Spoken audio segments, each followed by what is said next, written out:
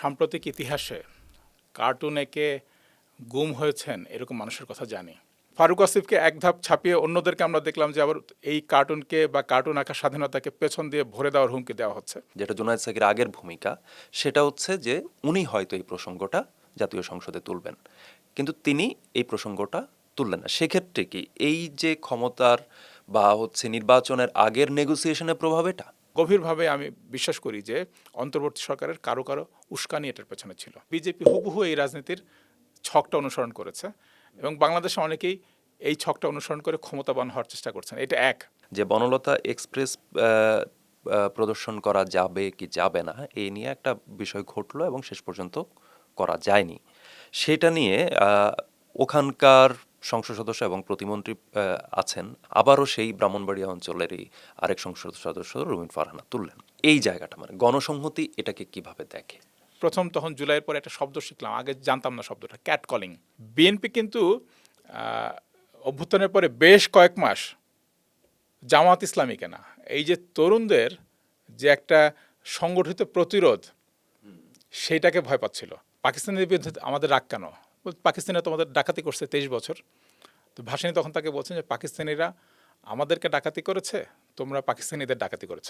বাংলাদেশের অভ্যুত্থানটা ঠিক আমলাতন্ত্রের দেয়ালের সামনে এসে আবার পেছনে চলে গেছে। যে গত 15 বছর ধরে বয়ান নির্মাণ করছে ডানপন্থীরা, বাংলাদেশের জনগণ ডানপন্থী না। ইউনূস সাহেব মাজারে হামলা ঠেকানোর আদৌ কোনো চেষ্টা করেননি, কিন্তু খেলা কিন্তু চলছে।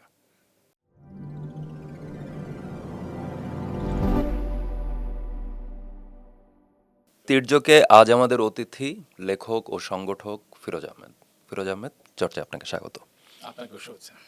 এই যে আমরা একদম সাম্প্রতিক কিছু বিষয় নিয়ে, বাংলাদেশ তো প্রচণ্ড ঘটনাবহুল একটা দেশ, প্রতিনিয়ত ঘটনা ঘটছে, না ঘটলেও আমরা তর্কে লিপ্ত হচ্ছি। তো মেহেদী হকের একটা কার্টুন নিয়ে খুব একটা আলোচনা, বিশেষত সোশ্যাল প্ল্যাটফর্মে খুব আলোচনা হলো। জুলাই নিয়ে উনি একটা কার্টুন করেছেন, উনি নিয়মিত কার্টুন করেন, কিন্তু এটা নিয়ে দেখলাম যে কেউ কেউ প্রচণ্ডভাবে ক্ষুব্ধ প্রতিক্রিয়া জানাচ্ছে এবং কিছু আক্রমণাত্মক ভাষাও ব্যবহার করছে। কার্টুন নিয়ে এটা কেন? আমরা এর আগে দেখেছি কার্টুন নিয়ে নানান জনকে ক্ষুব্ধ হতে, বিশেষত প্রশাসনের তরফ থেকে, কিন্তু এবার আমরা কিন্তু অন্য ঘরানার কিছু মানুষকে দেখছি। ধন্যবাদ। আপনি একটা খুবই এই সমসাময়িক একটা গুরুত্বপূর্ণ প্রসঙ্গই তুলে এনেছেন। কার্টুন বিষয়ে একটা কথা বলা দরকার যে বাংলাদেশে আমরা খুব সাম্প্রতিক ইতিহাসে কার্টুন এঁকে গুম হয়েছেন এরকম মানুষের কথা জানি। কিশোর এবং লেখক মুশতাক তো মারাই গেলেন কারাগারে। তো ফলে কার্টুন বাংলাদেশে অত্যন্ত একটা স্পর্শকাতর একটা ব্যাপার। এবং বাংলাদেশে দেখা যাবে যে 2014 সালে যে একটা নির্বাচন হলো, যেটাতে কোনো জনগণের অংশগ্রহণ ছিল না, কোনো দল অংশ নেয় নাই, সেই একতরফা নির্বাচনের পর ধরেন 14 সালে নির্বাচনের পর 15 সালের পরে আপনি আর প্রথম আলোতে কোনো রাজনৈতিক কার্টুন দেখবেন। রাজনৈতিক কার্টুন কারণটা কি? কারণ হচ্ছে ব্যঙ্গ একটা যে মানে ক্ষমতাবান যে সে ব্যঙ্গ নিতে চায় না, সে এটাকে অপছন্দ করে, সে মনে করে এটার মধ্যে জনগণের বার্তা তৈরি হবে, তো এটাকে সে দমন করার চেষ্টা করে। এরশাদের অত সক্ষমতা ছিল না, যে কারণে এরশাদের বিরুদ্ধে প্রচুর রাজনৈতিক কার্টুন তৈরি হয়েছে। এরশাদকে কিন্তু যেহেতু দুইটা শক্তিশালী বিরোধী রাজনৈতিক দল ছিল, তার বাইরে অনেক নানান রকম রাজনৈতিক দল ছিল, ডানপন্থী বামপন্থী নানান রকম রাজনৈতিক দল তখন শক্তিশালী ছিল। সেই কারণে জেনারেল এরশাদ অত বেশি কার্টুন দমন করতে পারতেন না। তারপরও কিছু কিছু ঘটনা আছে। কিন্তু 14 সালের পরে বাংলাদেশের পরিস্থিতির এত বদলে যাওয়া, সেইখানে কিন্তু আমরা দেখব যে দৈনিক নিউ এজ এবং মেহেদী হক তারা নিয়মিত কার্টুন এঁকেছেন এবং এটাকে আসলে একটা বেপরোয়া সাহস দেখানোর মতো ব্যাপার হবে। তো বাকি যারা কার্টুন করেছেন তারা সকলে বিদেশ থেকে করেছেন, নাম গোপন করে করেছেন, দেশে থাকেন নাই। খুব কঠিন ছিল। কিশোরের কার্টুন আমি যতদূর জানি যে বেনামিতে করা ছিল। কিশোর যে কার্টুনটা ওই চৌধুরী নাফিস শরাফত তার ব্যাংক ডাকাতি নিয়ে যে কার্টুন, সেটা তিনি বেনামিতে করেছিলেন। মেহেদীর অজস্র কার্টুন গত বছরের জুলাইও ছিল। এই যে জুলাই মাসে একটা কার্টুন ওর জুলাইয়ের শেষ দিকে খুবই বিখ্যাত, যে অনেকগুলো লাল হাত শেখ হাসিনাকে ধাওয়া দিচ্ছে। তো তো সেই মেহেদী হকের একটা কার্টুন নিয়ে আলোচনা, যে কার্টুনটাতে দেখা যাচ্ছে যে আবু সাইদ তার 2 হাত প্রসারিত। তো আমি এভাবেই বলি যে আমার বন্ধু ফারুক আসিফকে আমি দেখলাম যে তিনি বলছেন যে এটা দিয়ে মেহেদী আসলে জুলাইকে খাটো করেছেন, আবু সাইদকে খাটো করেছেন।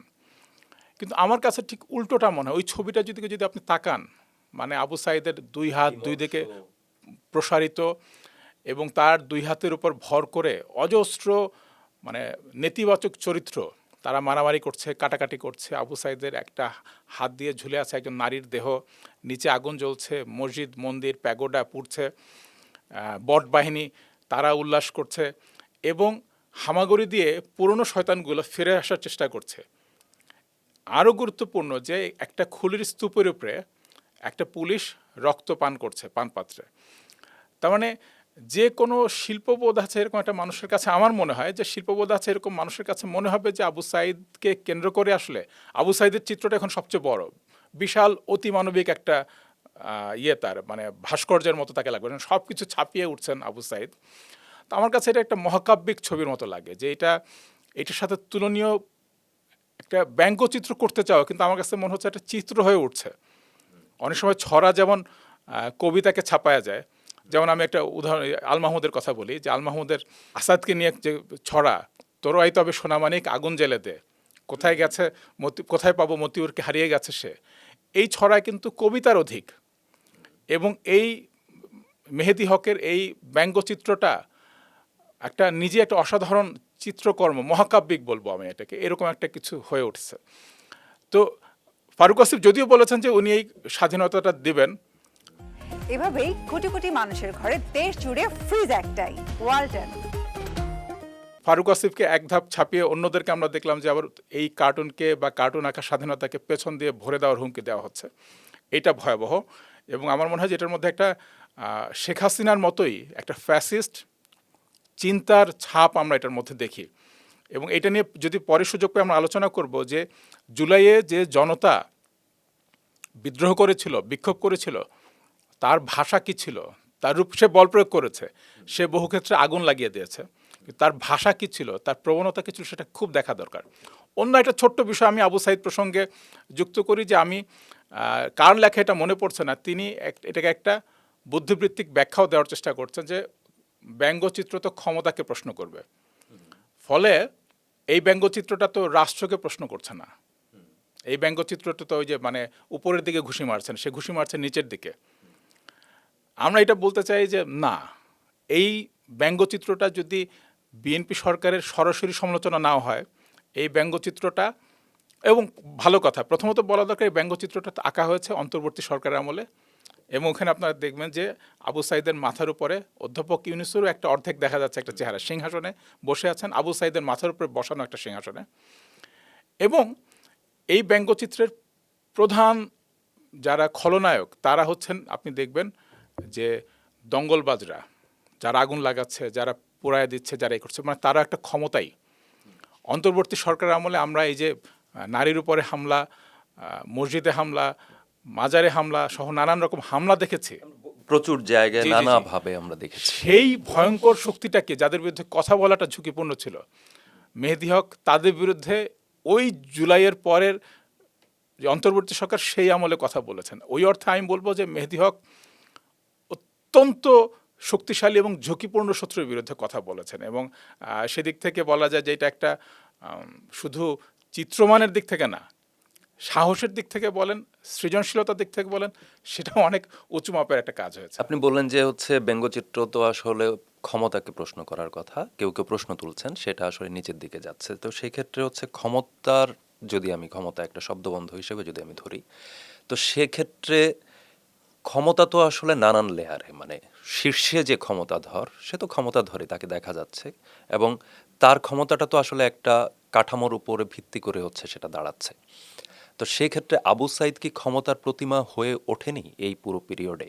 আবু সাইদ কি বলবো, আমি যদি তাদের সমালোচনাটাকে ধর্তব্যে নেই, আমি মনে করি যে আবু সাইদ একটা প্রতীক। এটাকে এক একজন মানুষ এক একভাবে দেখছেন, একভাবে ব্যবহার করার চেষ্টা করছেন, নিজের পক্ষে প্রয়োগ করার চেষ্টা করছেন। কিন্তু মানে এইটার সাথে সূত্র করে আপনার সাথে সম্পর্ক করে একটা জিনিস বলি, সেটা হচ্ছে যে কথার কথা, ভারতে বিজেপির যে রাজনৈতিক উত্থান এবং যেটা একটা ভারতে এবং উপমহাদেশ জুড়ে একটা রাজনৈতিক সংকট আমাদের এখানে তৈরি করছে, সেটা হলো যে একটা মুসলমানদের বিরুদ্ধে নানান রকম সাম্প্রদায়িক হামলা, উস্কানি, এই কাজগুলো কিন্তু বিজেপি কংগ্রেসের আমলে শুরু করেছে। বাবরি মসজিদ ভাঙা বলেন, এই যে গোরক্ষার নামে মুসলমানদের উপরে অভিযান চালানো বলেন, নানান রকম তৎপরতা বলেন, এটা কিন্তু সে এখন আরও বহুগুণ, মানে রাষ্ট্র তার পেছনে, পুলিশ তার পেছনে, ক্ষমতা তার পেছনে, এটা কিন্তু সূত্রপাতটা সে বাইরে কংগ্রেসের আমলেই। তো এইটা খুব গুরুত্বপূর্ণ যে এই কার্টুনটাতে প্রধানত যাদেরকে প্রশ্ন করা হচ্ছে, যাদের বিষয়ে একটা মুখোশ উন্মোচন বলতে পারি, যে যাদের দখলদারিত্বে একটা দেশটা চলে গেছে, সেই চরিত্রগুলো কিন্তু অন্তর্বর্তী সরকার আমলে একটা রাষ্ট্রীয় পৃষ্ঠপোষকতা বহু ক্ষেত্রে বলবো। কারণ আপনি খেয়াল করেন যে প্রথম আলো, ডেইলি স্টার, ছায়ানটের এই ভবনে যখন আগুন জ্বালানো হচ্ছে, হ্যাঁ, উদীচীর এই ভবনগুলোতে যখন আগুন লাগানো হচ্ছে, তখন কিন্তু পুলিশ বলেন, সামরিক বাহিনী বলেন, নিষ্ক্রিয় ছিল। তাহলে কিসের কারণে তারা নিষ্ক্রিয় ছিল? এইটা আমি বরং এটা সব জায়গাতে দাবি করি যে অন্তর্বর্তী সরকারে যেমন বহু ভালো মানুষ, যোগ্য মানুষ, যারা প্রাণপণে খেটেছেন, কাজ করেছেন দেশের জন্য, ওই সময়টাতে গড়ার চেষ্টা করেছেন। প্রমাণ দিতে পারবো না, কিন্তু আমাকে বলতে হবে যে আপনারা প্রমাণ করেন, এটা দায়িত্ব আপনার। কারণ আপনাদের আমলে এই এই এই পত্রিকার অফিসে আগুন লাগলো, ছায়ানটে আগুন লাগলো, আপনাদেরকে প্রমাণ করতে হবে আপনারা এটা ঠেকানোর জন্য কী চেষ্টা করেছিলেন। কারণ সকাল থেকে উস্কানি দেওয়া হচ্ছে, চেষ্টা করা হচ্ছে জমানোর জন্য, কোথায় কোথায় হামলা হবে সকলে জানে, সেগুলো ঘোষণা দিয়ে করা হচ্ছে সোশ্যাল মিডিয়াতে প্রচুর। ফলে আপনাদেরকে প্রমাণ করতে হবে যে অন্তর্বর্তী সরকারের সকলে নির্দোষ ছিলেন, কেউ এটার সাথে যুক্ত ছিলেন না। আমার গভীর সন্দেহ, গভীরভাবে আমি বিশ্বাস করি যে অন্তর্বর্তী সরকারের কারো কারো উস্কানি এটার পেছনে ছিল। তো সেক্ষেত্রে এখন তো বিএনপি সরকার, এই প্রশ্নটা তো শুরু থেকেই, যেদিন হামলা হলো তারপর থেকে এটা নিয়ে নানান আলোচনা সোশ্যাল প্ল্যাটফর্মে হয়েছে, সংবাদ মাধ্যমগুলোতে বিভিন্নজন লিখেছেন, কথা বলেছেন। তো এবং অন্তর্বর্তী সরকার চলে যাওয়ার পর অনেকেই মুখ খুলে নানান ধরনের কথা বলেছেন।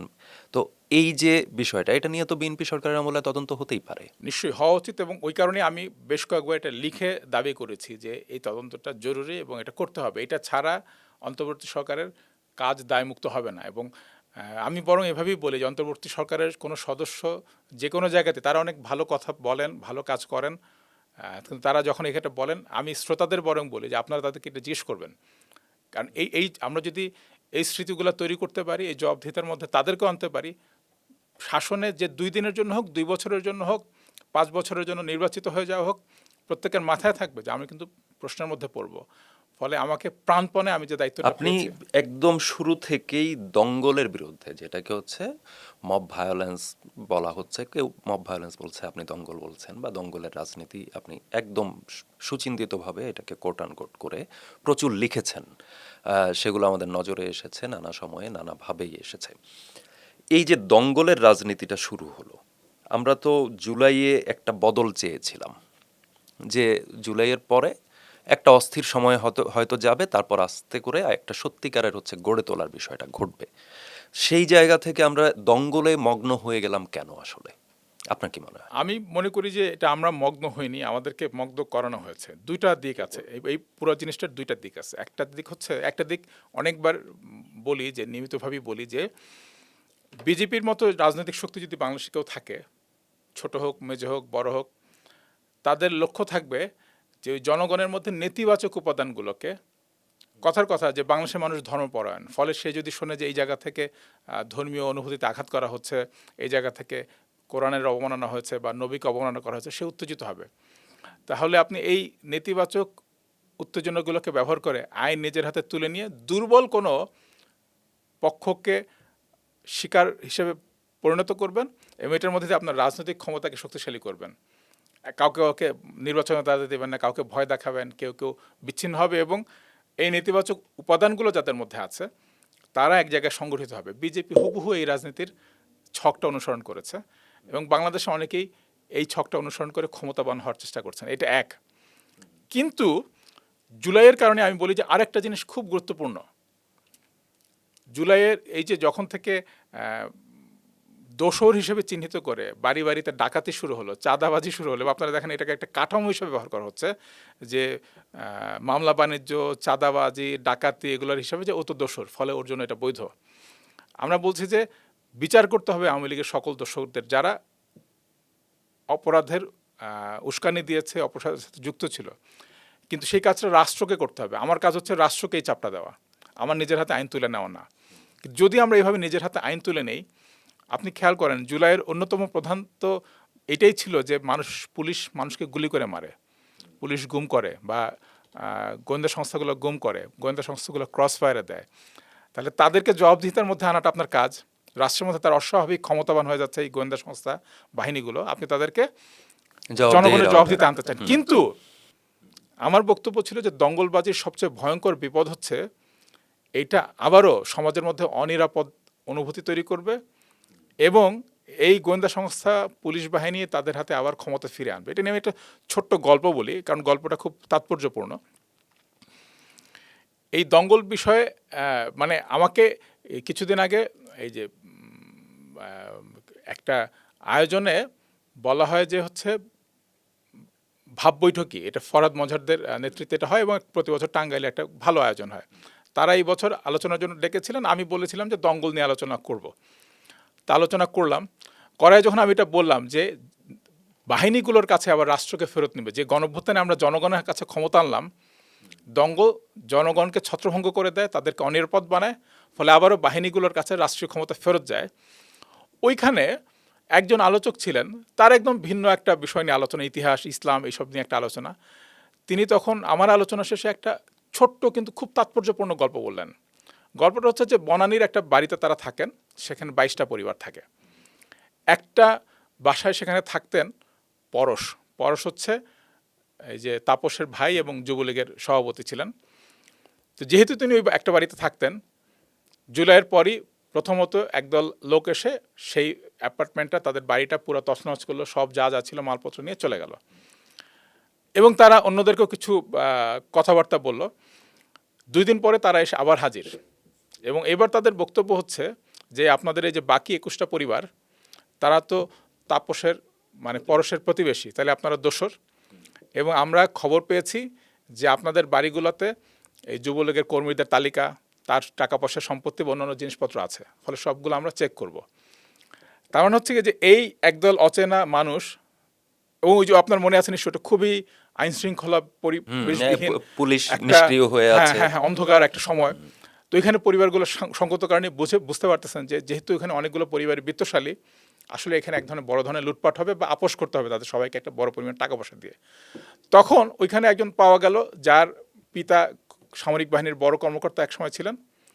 তিনি তার ক্যান্টনমেন্টে তার বন্ধুদের ফোন করলেন, 2টা সামরিক বাহিনীর গাড়ি এসে ওখানে কয়েকদিন ক্যাম্প করলো, দোসর সব চিহ্ন সবাই ভুলে গেল।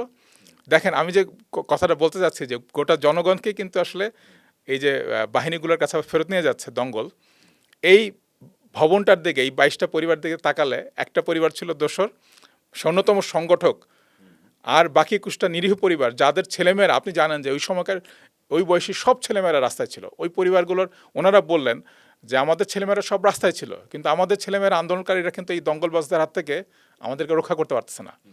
ফলে আমরা আবারও রাষ্ট্রের কাছে আত্মসমর্পণ করলাম যে এখন যার একটা শুধু কম্বল আছে, অত বিরাট সম্পত্তি নাই, যার একটা কম্বল আছে, সেই কম্বল রক্ষার জন্য সে আনসার হইলো তার সাহায্য চাবে, যার সামর্থ্য আছে সে পুলিশের সাহায্য চাবে, যার সামর্থ্য আরও বেশি সে সামরিক বাহিনীর সাহায্য চাবে।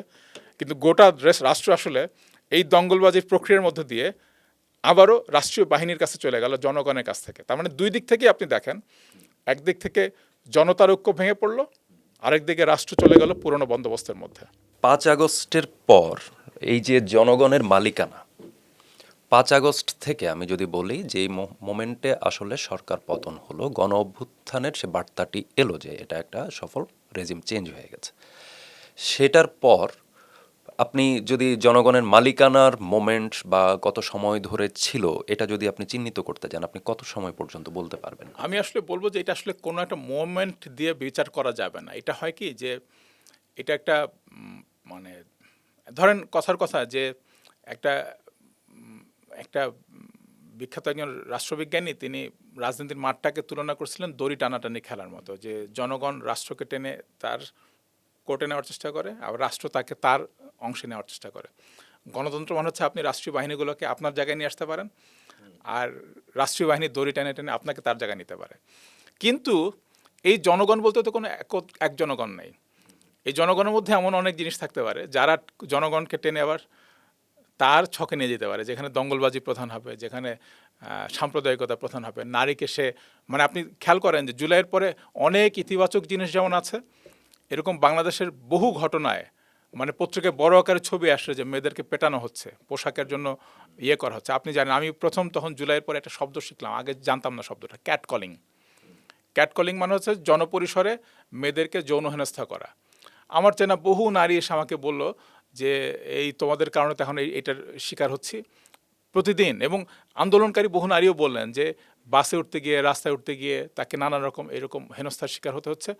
এখন আবার এটা একটু কম, কিন্তু ওই সময়টা অস্বাভাবিকভাবে ভেবেছে আমার আমি বিশ্বাস করি যেটা কোটা সচেতন গ্রুপ সংগঠিতভাবে এই কাজটা ওই সময়টাতে করেছে। না এখন আমি যদি বলি যে একটা ক্ষমতার কাঠামো, আমি যদি এটাকে পিরামিড বলি, একটা পিরামিড তো থাকে যে একদম নিচ থেকে ওপর পর্যন্ত চূড়াটা ভেঙে ফেলা হলো, তারপর বিভিন্ন লেয়ারে নানানভাবে ভাঙন ধরলো, যেহেতু এটা বিভিন্ন ওই যে ক্যারট অ্যান্ড স্টিক মেথডের মধ্য দিয়ে নানানভাবে যেই কট্টর কাঠামোটা দাঁড়ায় সেটা তো এই প্রক্রিয়ায় দাঁড়ায় আসলে। তো সেই প্রক্রিয়ার মধ্য দিয়ে দাঁড়ানো একটা কাঠামো যখন ভেঙে পড়লো, তখন এই সারফেসে তো আসলে অনেকগুলো গোষ্ঠী থাকবেই। সেই গোষ্ঠীগুলো একটা আরেকটার উপরে ওভারল্যাপ করে সে তার মতো করে পিরামিডটাকে সাজাতে চাইবে, সেটা সাজাতে। এই গোষ্ঠীগুলোর বাইরে যে বিপুল জনগোষ্ঠী, সেই বিপুল জনগোষ্ঠীকে কোনোভাবে রিপ্রেজেন্ট করে এরকম কোনো কাঠামো কি আপনি কেন দেখেন? সেটা নাই। এবং ধরেন এই যে আমি মানে গত দুদিন ধরে একটা লেখার কারণে ব্যাপক নিন্দার মধ্যে মানে আছি প্রগতিশীলদের মানে ইস্যুতে। প্রগতিশীল দলগুলোর ভূমিকা কি ছিল গণঅভ্যুত্থানে। কিন্তু আপনি দেখবেন যে প্রগতিশীল শক্তিগুলো যদি দুর্বল থাকে কোনো একটা আন্দোলনে, তখন অন্য শক্তিগুলো সবল হতে থাকে। আমাদের দেশে যেটা হলো, এটার ফলাফল কি? এটার ফলাফল হলো যে এই যে বললাম যে দড়ি টানাটানি জনগণের মধ্যে অনেকগুলো, প্রত্যেকটা বলয় প্রত্যেককে করতে থাকে জনগণের নাম নিয়ে। তো কখন থেকে এটা নিশ্চিত হলো যে পুরনো রাষ্ট্র কাঠামো ফেরত আসতেছে? সেটা হচ্ছে যখন থেকে এটা বোঝা গেল যে একদিকে জনগণের মধ্যে এইরকম কোনো শক্তি নেই। আপনি খেয়াল করেন 69 সাল ছিল একটা সংগঠিত গণঅভ্যুত্থান, যেখানে অনেকগুলো রাজনৈতিক দল, একদিকে জাতীয়তাবাদীরা, আরেকদিকে শ্রেণী সংগ্রামীরা, 69 সালে প্রবল, মানে দুইটা শক্তি ধারা। 90 সালে অন্তত 3টা ধারা। 90 সালে 3টা ধারা যদিও বলি, আসলে ধারা ছিল 4টা। কিন্তু এই 24-এর গণঅভ্যুত্থানে আসলে কোনো একক শক্তিশালী নির্ধারক ধারা ছিল না। কারণ এর আগে বাংলাদেশ কোনো ফ্যাসিবাদী শাসনে ছিল না, এর সাথে একটা স্বৈরতন্ত্রী ছিল। কিন্তু রাষ্ট্র কাঠামোকে এইভাবে সম্পূর্ণভাবে ব্যবহার করার সামর্থ্য তার ছিল না, যেটা শেখ হাসিনার শাসনের ছিল। ফলে এইরকম একটা সময়ে যেহেতু বিরোধী দলগুলো তারা জনগণকে কেউই জনগণ টানার চেষ্টা করছে না বা পারছে না, সাহসও করছে না আসলে বহু অর্থে। ফলে এরকম একটা স্বতঃস্ফূর্ত গণঅভ্যুত্থানের মধ্যে রাষ্ট্রের আসলে সকল রকম যে সাংস্কৃতিক কাঠামো সেটা ভেঙে পড়ে। প্রত্যেকে ভয় থাকে যে কার কত শক্তি। আপনি খেয়াল করেন, এটা খুব গুরুত্বপূর্ণ যে বিএনপি কিন্তু অভ্যুত্থানের পরে বেশ কয়েক মাস জামাত ইসলামীকে না, এই যে তরুণদের যে একটা সংগঠিত প্রতিরোধ, সেইটাকে ভয় পাচ্ছিল। এবং সে মানে বোঝার চেষ্টা করছিল যে আসলে কি কি অবয়ব কাঠামো তার চেনার বাইরে তৈরি হচ্ছে সমাজের মধ্যে বা হয়ে গেছে, যেটা গণঅভ্যুত্থানের নেতৃত্ব দিচ্ছে। এটা কিন্তু সমস্ত বড় সংগ্রাম অভ্যুত্থান এগুলোর পরও জনগণের একটা শক্তির কাঠামো তৈরি হয়। এবং কোনো যদি সুনির্দিষ্ট রাজনৈতিক রূপরেখা বা প্রাতিষ্ঠানিক চেহারা না থাকে, এটা একসময় ভেঙে পড়ে, বিলীন হয় বা ছোট ছোট রাজনৈতিক দল বা গ্রুপে পরিণত হয়। কিন্তু এটা হয়। তো বিএনপি কিন্তু ওইটার সামাজিক একটা চাপের মধ্যেও ছিল, যে সংস্কারের দাবিগুলো যে প্রবল হচ্ছিল, সংবিধান সংস্কারের কথা বলেন, পুলিশ সংস্কার, এটা ভুলেই গেছে সবাই, কারণ পুলিশকে সবাই নিজের মতো ব্যবহার করতে চায়, বিচার বিভাগীয় সংস্কার, এই দাবিগুলো অর্জিত হচ্ছে না। ফলে অভ্যুত্থান তার নিজের চাপে কয়েকটা গুরুত্বপূর্ণ সংস্কার করেছে। অভ্যুত্থানের কোনো অর্জন নেই তা আমি বলবো না, অভ্যুত্থান খুব গুরুত্বপূর্ণ কয়েকটা অর্জন বাংলাদেশে করেছে, চাইলে সেটা আমরা কথা বলতে পারি। কিন্তু সেগুলোর গণঅভ্যুত্থানের নিজের শক্তি যখন বিকশিত হচ্ছে না, কারণ রাজনৈতিক কোনো শক্তি তৈরি হচ্ছে না, তখন থেকে আপনি বলতে পারেন যে বাংলাদেশ আস্তে আস্তে করে পুরনো রাষ্ট্র কাঠামোর মধ্যে ফেরত যাচ্ছে। এবং পুরোপুরি পুরনো হতে সে হতে পারবে না, কারণ গণঅভ্যুত্থান কিছু মৌলিক অর্জন তার আছে, কিন্তু অনেকখানি সেই চেহারা কাঠামোগত দিক থেকে সেটা। আপনার যেই লেখাটার প্রসঙ্গ আপনি টানলেন, সেটা ব্যাপক একটা আলোচনার জন্ম দিয়েছে এবং করেছে, প্রথম আলোতে প্রকাশিত হয়েছে লেখাটা। তো সেখানে আপনি বামপন্থী রাজনৈতিক দলগুলোর দ্বিধার কথা বলেছেন। বা এখন 2024-এর জুলাইয়ে যখন আন্দোলন বেগবান হচ্ছে, সুনির্দিষ্টভাবে এমনকি বড় দলগুলো যারা এখন সরকার বা বিরোধী দলে আছে, তারাও কিন্তু ঘোষণা দিয়ে সরাসরি রাজনৈতিক পরিচয়ে আন্দোলনে সম্পৃক্ত হয়নি। এবং যেটা আপনি বললেন যে আন্দোলনের চরিত্রটা ছিল হচ্ছে এইটা সুনির্দিষ্ট কোনো রাজনৈতিক নেতৃত্বের অধীনে না, একটা সম্মিলিত সমন্বিত বিভিন্ন শ্রেণী পেশার মানুষ এবং তরুণ বিভিন্ন বয়সী মানুষের সমাবেশ ছিল, সেখান থেকে আন্দোলন বা বিক্ষোভের জন্ম। সেটা তো এটার একটা পাওয়ারও, সেটা তো এটার একটা শক্তিও। তো সেক্ষেত্রে আপনি যদিও বলেছেন যে অনেকে ব্যক্তিগতভাবে এসেছে কিন্তু রাজনৈতিক পরিচয়ে বা দলীয়ভাবে আসেনি, তো সেক্ষেত্রে সংকটটা কোথায়? আপনি কেন হচ্ছে বামপন্থা বা এই জায়গাটাকে কাঠগড়ায় দাঁড় করাচ্ছেন? মানে আমার কেন? মনে হয় এটা জরুরি, কারণ হচ্ছে আত্মসমীক্ষাটা করা দরকার। বামপন্থীরা বা প্রগতিশীল শক্তিগুলো দুর্বল হলে সমাজে কি কি বিপদ আছে সেটা আমি আমার লেখাতে অনেক বিস্তারিতভাবে আছে, আমি ওই আলোচনায় যাব না। আমি বরং যে কথাটা বলতে চাই সেটা হচ্ছে যে, খেয়াল করেন বামপন্থীদের এখানকার প্রধান ভূমিকাটা ছিল নিপীড়ন বিরোধিতার। কারণ একটা নৈতিক বিরোধিতা তারা করছে, নিপীড়নের বিরোধিতা হচ্ছে। কাদের উপর নিপীড়ন হচ্ছে? কোটা সংস্কারের দাবিতে তৈরি হওয়া আন্দোলনের উপর নিপীড়ন হচ্ছে। 18 সাল থেকে যদি আপনি খেয়াল করেন, কোটা সংস্কার আন্দোলন থেকে বাংলাদেশের প্রগতিশীলদের বড় অংশ দূরে ছিল। কারণ আওয়ামী লীগ এইটা প্রচার করতে সক্ষম হয়েছে যে কোটা সংস্কারের আন্দোলনটা রাজাকারদের আন্দোলন, কোটা সংস্কার আন্দোলনটা মুক্তিযুদ্ধের চেতনা বিরোধী। ফলে বামপন্থীরা তাদের একটা বড় অংশ, আমি বলবো একটা বা দুইটা সংগঠন বাদ দিলে, তারা কেউই কোটা সংস্কার আন্দোলনের কাঠামোর ভেতর প্রবেশ করে নাই। কিন্তু আমরা বৈষম্য বিরোধী ছাত্র আন্দোলনের নেতৃত্ব পর্যায়ে কিন্তু বামপন্থী অনেক মুখ আমরা আপনি দেখেছি। নামগুলো বলেন।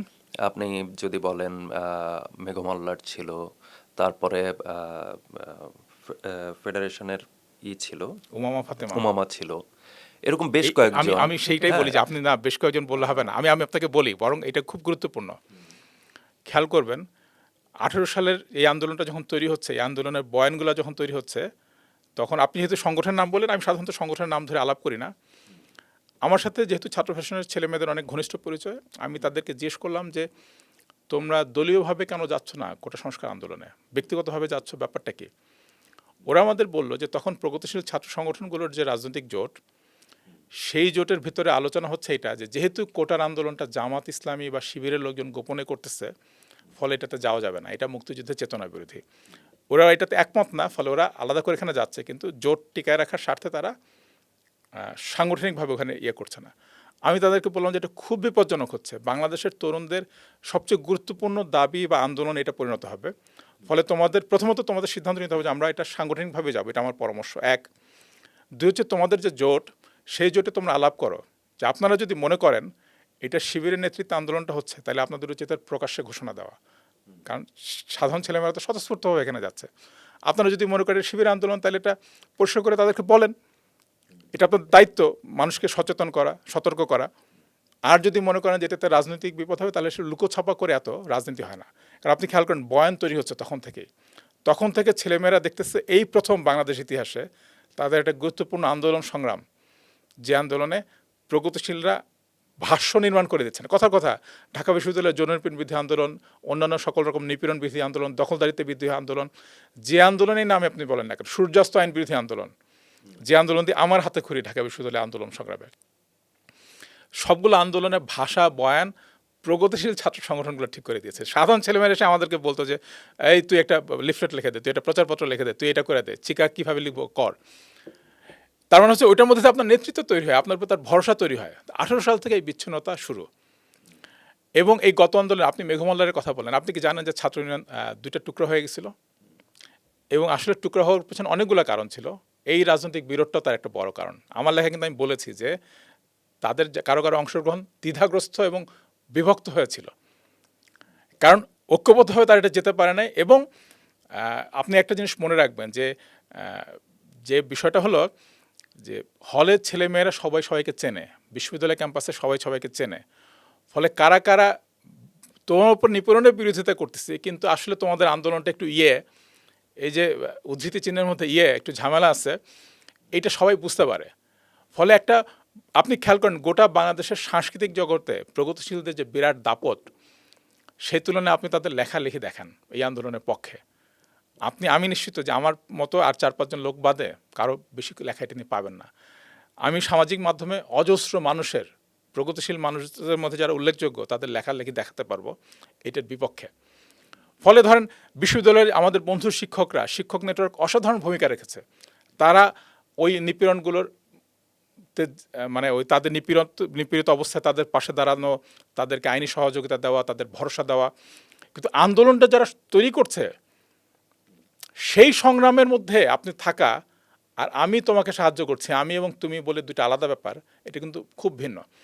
আমি আপনাকে একটা জিনিস বলি, 18 সালের কোটা বিরোধী সংস্কারের আন্দোলনে আপনি একটা জিনিস দেখবেন, থাকলে কি হয় সেটা একটা ছোট্ট উদাহরণ দিলে এটা বোঝা যাবে। ছাত্র ফেডারেশন এবং সম্ভবত আরও 1-2টা ছোট প্রগতিশীল ছাত্র সংগঠন ওই আন্দোলনে যুক্ত হয়েছিল। এইটার ফলাফল হচ্ছে 18 সালে কোটা সংস্কার আন্দোলনের নেতাদের একটা অংশকে রীতিমতো বল প্রয়োগ করে রাষ্ট্র, আপনার মনে আছে যে ওবায়দুল কাদের নিয়ে তাদেরকে বাধ্য করে যে আন্দোলন শেষ। ঢাকা বিশ্ববিদ্যালয়ে আপনি দেখবেন ছাত্র ফেডারেশনের একজন নারী কর্মী, ছাত্র ফেডারেশনের তখনকার সভাপতি যে ছিলেন, আজকে যেমন উমামার কথা বলছেন, যে উমামা তো এইবারের আন্দোলনের ঢাকা বিশ্ববিদ্যালয়ের সভাপতি ছিল, বেনজির টিএসসিতে তাকে ছেলেমেয়েরা দাঁড় করাই দিল এবং সে বলল আমরা কোনো আপোষ মানব না, আমাদের একজনকে ধরে নিয়ে যাবেন, আরেকজন নেতা হবে। ফলে কিন্তু আন্দোলন আটকানো যায়নি, ওই ছেলেমেয়েরে বেনজিরকে দাঁড় করাই দিচ্ছে। তো কারণ হচ্ছে যে বেনজিরের একটা রাজনৈতিক প্রশিক্ষণ আছে, কিন্তু খেয়াল করেন তখনও একটা ছোট্ট নিয়ন্ত্রণ আছে। এটার ফলাফল যেটা হলো, ওই কোটা সংস্কার আন্দোলন শুরুতে তারা 100% কোটা উচ্ছেদ করতে যাচ্ছিল, কিন্তু ছাত্র ফেডারেশনের যেহেতু একটা রাজনৈতিক চেতনা আছে, সে ওখানে প্রতিবন্ধী কোটা রাখতে হবে, আদিবাসী কোটা রাখতে হবে, নারীদের জন্য একটা কোটা রাখতে হবে, অনগ্রসর জাতিগোষ্ঠীর জন্য একটা কোটা রাখতে হবে। তার মানে কোটার কোনো কোনো জায়গায় প্রয়োজন আছে, সংরক্ষণ দরকার, যে পিছিয়ে আছে, যে অসুবিধাগ্রস্ত আছে, ওটা সুনির্দিষ্টভাবে বিবেচনা করতে হবে। এই চাপটা কিন্তু সেখানে দিতে পারলো এবং তারা এটাতে ঐক্যের স্বার্থে সমর্থনও দিল, মানে সম্মত হলো। তাদের ব্যাপক বিরোধিতা ছিল অনেকেরই, তারা কিন্তু এটাতে শেষ পর্যন্ত সমর্থন দিল। তার মানে আপনাকে সকলের সাথে আলোচনায় যেতে হবে, আপনি বাইরে থেকে কিন্তু এটা চাপাইতে পারবেন না। বাইরে থেকে আপনি বলতে পারবেন এই দেখো এরা কী পরিমাণে কোটা মানে খারাপ, যে তারা আদিবাসী কোটার বিরোধিতা করে, তারা নারী কোটার বিরোধিতা করে। আপনি যখন আন্দোলনের ভিতরে আছেন, কারণ আন্দোলনটা তো বৈধ, তখন কিন্তু আপনি চাপটা তৈরি করতে পারবেন। একইভাবে আপনি দেখেন যে এই আন্দোলনের ভিতরে যদি 24 সালে আপনি থাকতেন, তাহলে আপনি আপনার নেতৃত্ব দিয়ে আপনি আরও চাপ তৈরি করতে পারতেন, আপনি আরও শক্তভাবে বলতে পারতেন আমার পুলিশ সংস্কার এটা লাগবে, সংবিধান সংস্কার আমার এটা লাগবে। মানে মৌলবাদীরা তাদের দাবি নিয়ে আসবে, ডানপন্থীরা তাদের দাবি নিয়ে আসবে, কারণ তারা ওখানে ছিল। আপনি যে সামান্য মাত্রায় ছিলেন সেই সামান্য মাত্রায় আপনি ভূমিকা রাখতে পারবেন। দেখেন আপনি শিক্ষক নেটওয়ার্কে এত গুরুত্ব কেন দেওয়া হয়েছে, এটার কারণ একটাই, যে তারা এই আন্দোলনে অসাধারণ, মানে যে কোনো রাজনৈতিক দল, আমি বলবো যে বহু ক্ষেত্রে প্রগতিশীল রাজনৈতিক দলের অভাব তারা পূরণ করছে।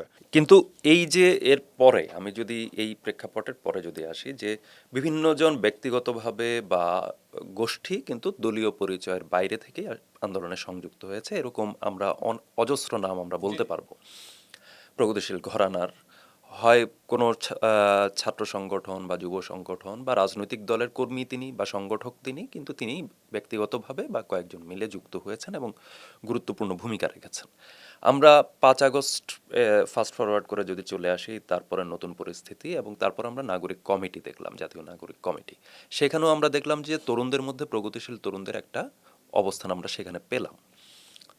সেটা থেকে যে পরবর্তী যে আন্দোলনের ভেতর থেকে জন্ম নেওয়া রাজনৈতিক দল, যে দলগুলো এলো এরপরে, সেইখানে এই তারপরে এই যে অন্তর্বর্তী সরকারের যে পিরিয়ডটা, সেই পিরিয়ডে কিন্তু আমরা প্রগতিশীল ঘরানার আর কোনো বলা যায় যে আলোচনার মধ্যে থাকা বা তাদের সেই ক্যাপাসিটির প্রমাণ কিন্তু আমরা পেলাম না। হারিয়ে গেল ঠিক কী কারণে, কোন জায়গাটায়? এই যে আন্দোলনটা করে সংগঠক হিসেবে কোনো না কোনো জায়গায় অংশ নিয়ে স্টেকের যদি প্রশ্ন আসে, স্টেকের প্রশ্ন নিয়ে প্রচুর জলঘোলা হয়েছে। যে ঘোষণা কার কাছ থেকে এসেছে, ড্রোহযাত্রা থেকে আনু মোহাম্মদ ঘোষণা দিলেন, সেখান থেকে এক দফার ঘোষণা এলো, সেটাকে পরে হচ্ছে ছাপিয়ে গিয়ে অন্য ঘোষণা কে দিল, সেটা নিয়েও একটা অনেকটা জমি দখল বা চর দখলের মতো করেই। তো এই যে জায়গাটা, যে আমি ধরলাম যে এই জমি দখল বা চর দখল তো আজকের ঘটনা না, 90-এর প্রসঙ্গ আপনি টানলেন, 90-এর পরেও কিন্তু হচ্ছে জমি দখল চর দখলের মতো একটা বিষয়, যে 90-এর নেতা আসলে কে, 90-এর স্টেক হোল্ডার আসলে কে, কারা, সে জায়গা থেকে ক্ষমতার বিলি বন্টনের পর্যন্ত চলে এলো। 24-এও আমরা একই জিনিস দেখলাম, এবং বামপন্থীরা দেখা গেল বা প্রগতিশীল ঘরানা ওভারঅল টোটালটা, যে তারা এইবারও দখলটা ঠিক করতে পারলো না বা জায়গাটা ঠিক নিতে পারলো না, দাবিটা করতে পারলো না। কেন পারলো না?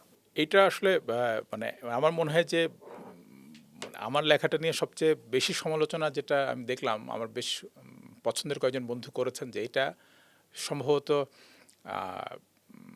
এই লেখাটা ডানপন্থীদের যুক্তি তৈরি করে দেবে, তাদেরকে অনেক তথ্য বা যুক্তি দিয়ে দিচ্ছে। আমি আসলে প্রচুর তথ্য দেই নাই, কারণ আমি চাই নাই কেউ ব্যক্তিগতভাবে বিব্রত হোক। আমি এই জন্য একটা তাত্ত্বিক কাঠামো তৈরি করার চেষ্টা করেছি, এবং এটা আসলে কিছু তথ্য দিলে বরং এটা আরও বেশি বিশ্বাসযোগ্য বা অনেক সহজেই বোধগম্য হতো। কিন্তু মানে বা ওরকম ব্যক্তিগত আলোচনা আমি যাচ্ছি না, বরং সেক্ষেত্রে ব্যাপারটা একটু অস্পষ্ট বা বিমূর্ত হয়, তারপর আমি ওইটা আলোচনাটা করি।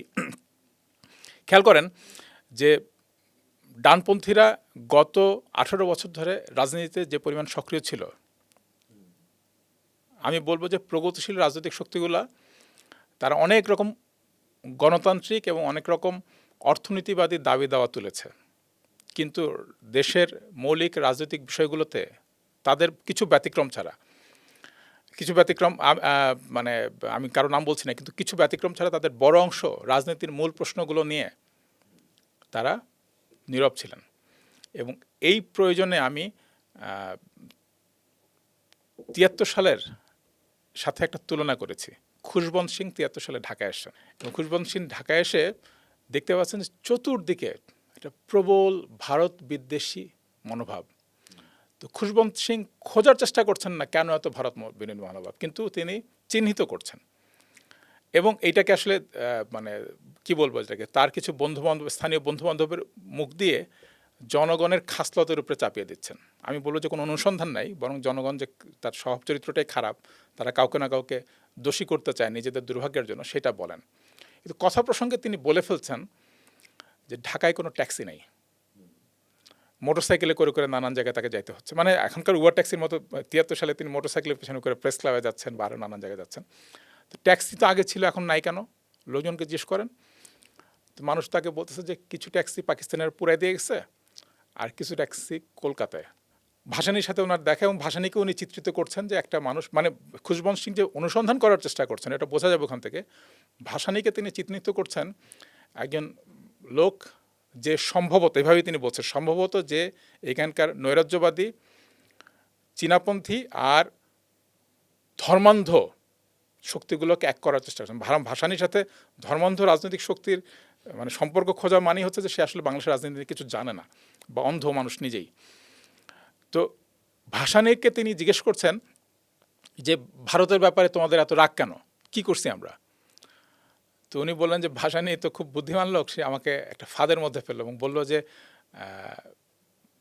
পাকিস্তানের বিরুদ্ধে আমাদের রাগ কেন? পাকিস্তানে তোমাদের ডাকাতি করছে 23 বছর। তো ভাসানী তখন তাকে বলছেন যে পাকিস্তানিরা আমাদেরকে ডাকাতি করেছে, তোমরা পাকিস্তানিদের ডাকাতি করেছ। তো খেয়াল করেন মূল বিষয় যেটা হলো সেটা হলো জনগণের মধ্যে একটা বিদ্বেষ, এইটা অস্বীকার করা যাবে না। এখন বিদ্বেষ নিয়ে তো রাষ্ট্র চলতে পারে না, জনগণের মধ্যে ক্ষোভ, বিক্ষোভ, বিদ্বেষ, ঘৃণা, ভালোবাসা এগুলো থাকতে পারে। রাষ্ট্রের কাজ হচ্ছে যে সে যদি একটা মর্যাদাপূর্ণ সম্পর্ক তৈরি করে ভারতের সাথে বা প্রতিবেশীর সাথে, তাহলে এই বিদ্বেষ দূর হবে জনগণের মধ্যে থেকে। জনগণের মধ্যে একটা মর্যাদার, যখন তার আত্মমর্যাদার বোধ থাকবে, আত্মমর্যাদার অনুভূতি সে দেখবে প্রতিবেশীর কাছ থেকে পাচ্ছে, আমার সীমান্তে লোক মারা যাবে না, আমাকে নানানভাবে তার এমন সরকার চাপায় দেবে না যে নির্বাচন দেয় না, তখন সে একটা মর্যাদার অনুভূতি পাবে। তো ভাসানী আসলে তাকে ওই কথাটাই বলতে চাচ্ছিলেন, এবং এই কথাটা আরেকটা গুরুত্বপূর্ণ লোক তাকে ওই সময় বলছেন, এটা হচ্ছে মুজফ্ফর আহমেদ, ন্যাপ ভাসানী যে ওইটার ভাসানীও, মানে মুজফ্ফর সাহেবও কিন্তু খুব পরিষ্কার করে তাকে বলছেন যে ভারত সরকারকে বলো যে বাংলাদেশে এরকম একটা দুর্নীতিপরায়ণ গণশত্রু সরকারকে সমর্থন না করতে। এখন খুশবন্ত সিং এটাতে চমকায় যাচ্ছেন যে মুজফ্ফর সাহেব তো আওয়ামী লীগের বন্ধু হিসেবে পরিচিত, কিন্তু মুজফ্ফর সাহেব তাকে এই কথাটা কেন বলতেছেন যে ভারতকে বলো? মুজফ্ফর সাহেব অনেক প্রাজ্ঞ রাজনীতিবিদ ছিলেন, তার রাজনীতির অনেক কিছুর সাথে আমি একমত না, কিন্তু জীবনে দুইবার তিনি অসাধারণ দুইটা কাজ করেছেন। এটা একটা যেরকম একটা কথা। আরেকবার তিনি বলেছিলেন যে এই সংবিধান পরিষদের সদস্যরা পাকিস্তানের সংবিধান তৈরির জন্য তৈরি হয়েছিল। মুক্তিযুদ্ধের মধ্যে দিয়ে জনগণের চেতনার একটা উন্নতি হয়েছে, তারা কেন বাংলাদেশের সংবিধান বানাবে? ওইটা তার আরেকটা, যাই হোক আজকের আলোচনার বিষয় না, কিন্তু আমি বলবো যে ওই তার প্রজ্ঞাটা এটা থেকে বোঝা যায় যে চেতনার একটা উন্নতি ঘটছে মুক্তিযুদ্ধের মধ্যে দিয়ে, তাইলে ওরাই কেন সংবিধান বানাবে? এই জন্য তিনি নতুন নির্বাচন দাবি করেছিলেন। মোজাফফর সাহেবের এই কথাটা থেকে বোঝা যায় যে বাংলাদেশের রাষ্ট্রের মধ্যে ভারত সরকারের এই যে দুর্নীতিপরায়ণ গণসূত্র, এটা সরকারের পেছনে ভারতের যে সমর্থন, এটা জনগণ পছন্দ করছে না। এখন আমরা আজকের সাথে যে তুলনা করি, মানে 75 সালের ব্যাপার ছিল কি, তখন বামপন্থীরা অনেক শক্তিশালী, ফলে তাদের বি টিম হিসাবে সিপিবি যদি একটা বদনাম তৈরিও করে, বাকি সকলে মিলে সেই বদনাম অনেকখানি কাটায়ও দিচ্ছে। কিন্তু এইবারে আপনি খেয়াল করেন 18 সাল থেকে বা 18 সালের আগে থেকে 17 সাল থেকে আমরা বলছি ফ্যাসিবাদ বিষয়ে সব বামপন্থীরা একমত হতে পারেনি অনেক দিন পর্যন্ত। আমার মনে নাই 16 বা 17 সালের দিকে একভাবে বহু কষ্টে একমত হলো যে না, এটা একটা ফ্যাসিবাদ। কিন্তু ফ্যাসিবাদ বললে আপনাকে কি করতে হয়? ধরেন ফ্যাসিবাদ, আপনি যদি কমিউনিস্ট হন, আপনি যদি মার্ক্সবাদী হন, আপনি যদি লেনিনবাদী হন, আপনি যদি স্তালিনবাদী হন, তাহলে ফ্যাসিবাদ প্রতিরোধের কিছু উপায় আপনার জানা আছে। সেটা কি? সেটা হচ্ছে যে ফ্যাসিবাদ বিরোধী যত গণতান্ত্রিক শক্তি সমাজে থাকে তাদের সবাইকে এক ফ্রন্টে আনতে হবে। আওয়ামী লীগ শাসন করছে জনগণকে মুক্তিযুদ্ধের পক্ষ বিপক্ষ বলে ভাগ করে। সে বিএনপি জামাত একটা বন্ধনী তৈরি করে যে ওরা মুক্তিযুদ্ধের বিরুদ্ধে, আমরা বাকিরা মুক্তিযুদ্ধের পক্ষে। এবং এই প্রগতিশীল শক্তিগুলো যখন আমরাও মুক্তিযুদ্ধের পক্ষে মোটা দাগে এটাই বলতে থাকে, তখন সেটা বিপদ তৈরি করে। শেষে সরকারের যে ভাবাদর্শ, সেটার মধ্যে গোটা জনগোষ্ঠীকে আটকায় ফেলার চেষ্টা করে। আমরা একটা তৈরি করার চেষ্টা করলাম যে আমরা ভবিষ্যতে কী হবে সেটা পরের ব্যাপার, একটা কিন্তু সরকারের পতন পর্যন্ত, আওয়ামী লীগের সরকারের পতন পর্যন্ত আমাদের একটা ঐক্যবদ্ধ সরকার বিরোধী আন্দোলন লাগবে, শুধুমাত্র গণতান্ত্রিক শক্তিগুলোকে নিয়ে। গণতান্ত্রিক শক্তি মানে কি? আপনি যুদ্ধাপরাধীদের নেবেন না, মুক্তিযুদ্ধ বিরোধীদের নেবেন না, কিন্তু এর বাইরে যারা গণতান্ত্রিক শক্তিগুলো আছে তাদের নিয়ে যদি একটা ঐক্যবদ্ধভাবে শক্তি, একটা মানে যুগপৎ লড়াই করুক, এক মঞ্চে তারা না যাক, কিন্তু পাশাপাশিও করুক, তখন সরকার আর বলতে পারবে না যে এরা সবাই মুক্তিযুদ্ধ বিরোধী। কারণ মুক্তিযুদ্ধের সপক্ষের অনেকগুলো শক্তি তখন সেখানে মাঠে সক্রিয়ভাবে যুগপৎ কর্মসূচি দিয়ে আছে। এটা কিন্তু করানো খুব কঠিন হয়েছিল, হয় নাই। এটার ফলাফল যেটা হচ্ছে যে বাংলাদেশের রাজনীতি থেকে প্রগতিশীলদের বয়ান নির্মাণ, মানে আপনি যখন একটা ক্ষমতা যে ক্রস ফায়ার করে, যে গুম করে, যে মানুষকে নাই করে ফেলে, তার বিরুদ্ধে যে বয়ান নির্মাণ হবে, সেখানে আপনি বয়ানটা নির্মাণ করেন না। এবং আমি শেষ করি যে এইখানে আমি হয়তো দীর্ঘ হয়ে যাচ্ছে, কিন্তু এই কথাটা গুরুত্বপূর্ণ যে এই বয়ানের রাজনীতি থেকে প্রগতিশীলরা একদম উচ্ছেদ হয়ে যায়। ছাত্রদের আন্দোলন কোটা থেকেও জাতীয় রাজনীতি দেখবেন দুইখানি মুক্তিযুদ্ধের সাথে খুব গুরুত্বপূর্ণ। আমরা যেমন বলতাম যে মুক্তিযুদ্ধের চেতনার জায়গা থেকে আমরা কোটা সংস্কার চাই, কোটা চাই না, কোটা সংস্কার চাই। জাতীয় রাজনীতিতে মুক্তিযুদ্ধের আকাঙ্ক্ষায় সংবিধান চাই, মুক্তিযুদ্ধের আকাঙ্ক্ষায় স্বৈরতন্ত্র চাই না, ফ্যাসিবাদ চাই না। তো আপনি যদি দেখেন যে গণঅভ্যুত্থানের পরে যে জাতীয় প্রশ্নগুলো আসলো, আপনি কি আমাকে বলতে পারবেন যে কোনো রাজনৈতিক দলের নাম যারা সংবিধানের, আমার মনে হয় যে আমরা এবং হাসনাত কাইয়ুমরা, মানে জুনায়েদ সাকি এবং হাসনাত কাইয়ুম গত 18 বছর ধরে সংবিধান সংস্কার কেন প্রয়োজন সেটা নিয়ে একটা না কথা বলছেন। এবং জুনায়েদ সাকি এই বিষয়টা রাজনীতিতে প্রথম এনেছেন। তো আর কোনো রাজনৈতিক দলের নাম বলতে পারবেন তারা এই বিষয়ে তাদের রাজনীতির কেন্দ্রবিন্দুতে পরিণত করেছে? না। কারো কোনো বই? জনপ্রশাসন, যেটা এখন খুব গুরুত্বপূর্ণ, যে আমি বলি একটাকে যে বাংলাদেশের অভ্যুত্থানটা ঠিক আমলাতন্ত্রের দেয়ালের সামনে এসে আবার পেছনে চলে গেছে। আমলাতন্ত্রের কোনো সংস্কার তারা করে নাই। এই আপনি দেখলেন না যে সচিবদের 50,000 টাকা গাড়ির জন্য প্রতি মাসে করা, আবার সরকার ফেরত নিল, কারণ তাদের দাপটের সামনে তার কিচ্ছু করার নাই। কোনো রাজনৈতিক দলকে আপনি পান যার আমলাতন্ত্র সংস্কার নিয়ে একটা সুস্পষ্ট রূপরেখা বাংলাদেশে আছে? এত অপ্রস্তুত যারা, যে সংবিধান নিয়ে যে কোনো তার প্রস্তাব নাই, জনপ্রশাসন নিয়ে যার কোনো প্রস্তাব নাই, পুলিশ নিয়ে আপনি কি আমাদের বাইরে আর কোনো রাজনৈতিক দলের কোনো সুস্পষ্ট প্রস্তাব গত 20 বছরে দেখছেন? আমি দেখি না, আমি তো খুঁজি।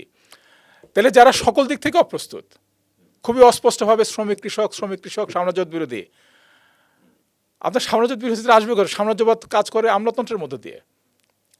তাহলে আপনি এত অপ্রস্তুতি নিয়ে যদি আপনি আশা করেন যে আপনি অনেক কিছু পাবেন, হবে না তো। আপনারা তো দীর্ঘদিন ধরে, আমি যদি বলি বামপন্থী যে রাজনৈতিক দলগুলো আছে, সেটা গণসংহতি আন্দোলন থেকে শুরু করে সিপিবি, বাসদ, এটসেট্রা, দীর্ঘদিন ধরে কখনো এক প্ল্যাটফর্মে, কখনো পৃথকভাবে যুগপৎ নানান আন্দোলন কিন্তু করেছেন। এবং এই জায়গায় যে ভারত বিদ্বেষ, ভারত বিরোধিতা বা ভারতীয় আধিপত্যের বৈষম্যের বিরুদ্ধে যে লড়াই, সেইখানে আপনাদের অনেক ফুটপ্রিন্ট, সেটা মূলত হচ্ছে এই প্রগতিশীল ঘরানারই ফুটপ্রিন্ট আছে। যে আপনি সেই ফারাক্কা থেকে শুরু করে এই পর্যন্ত একদম রামপাল মুভমেন্ট যদি আমি বলি, এই ধরনের যতগুলো প্রচুর উদাহরণ আপনি সামনে আনতে পারবেন সীমান্তে হত্যার এগেনস্টে দাঁড়ানো, সেটা মিছিল হোক, সেটা বড় সমাবেশ হোক, সেটা লং মার্চ হোক, নানাভাবেই এই বার্তা কিন্তু দেওয়া হয়েছে। কিন্তু তারপরও এই যে ভারত ইস্যুতেই আপনি লেখায় যেটা বললেন যে কেউ কেউ দ্বিধাবিভক্ত ছিল, এইটা ঠিক কী কারণে আপনি কয়েন করলেন? কারণ এই জায়গায় তো দেখা যায় যে প্রত্যেকেই অংশীজন হিসেবে উপস্থিত। আমি আমি এটা নিয়ে বলি যে এখানে কয়েকটা জায়গা থেকে বিন্দু থেকে ব্যাপারটা দেখা থাকে। একটা হচ্ছে বাংলাদেশে এমন বৃহৎ প্রগতিশীল দল পাওয়া যাবে যারা ফারাক্কাবাদ নিয়ে কোনোদিন কোনো কর্মসূচি পালন করে না, হয়তো সম্প্রতি শুরু করছে, কারণ হচ্ছে এটা একটা জনপ্রিয় বিষয় পরিণত হয়েছে। কিন্তু 18 সাল পর্যন্ত আমি আপনি নিশ্চয় দিতে পারি তাদের পত্রপত্রিকা, তাদের প্রচারপত্রে আপনি এই বিষয়ে কোনো বক্তব্য পাবেন না, নিশ্চয়তা দিয়ে বলছি।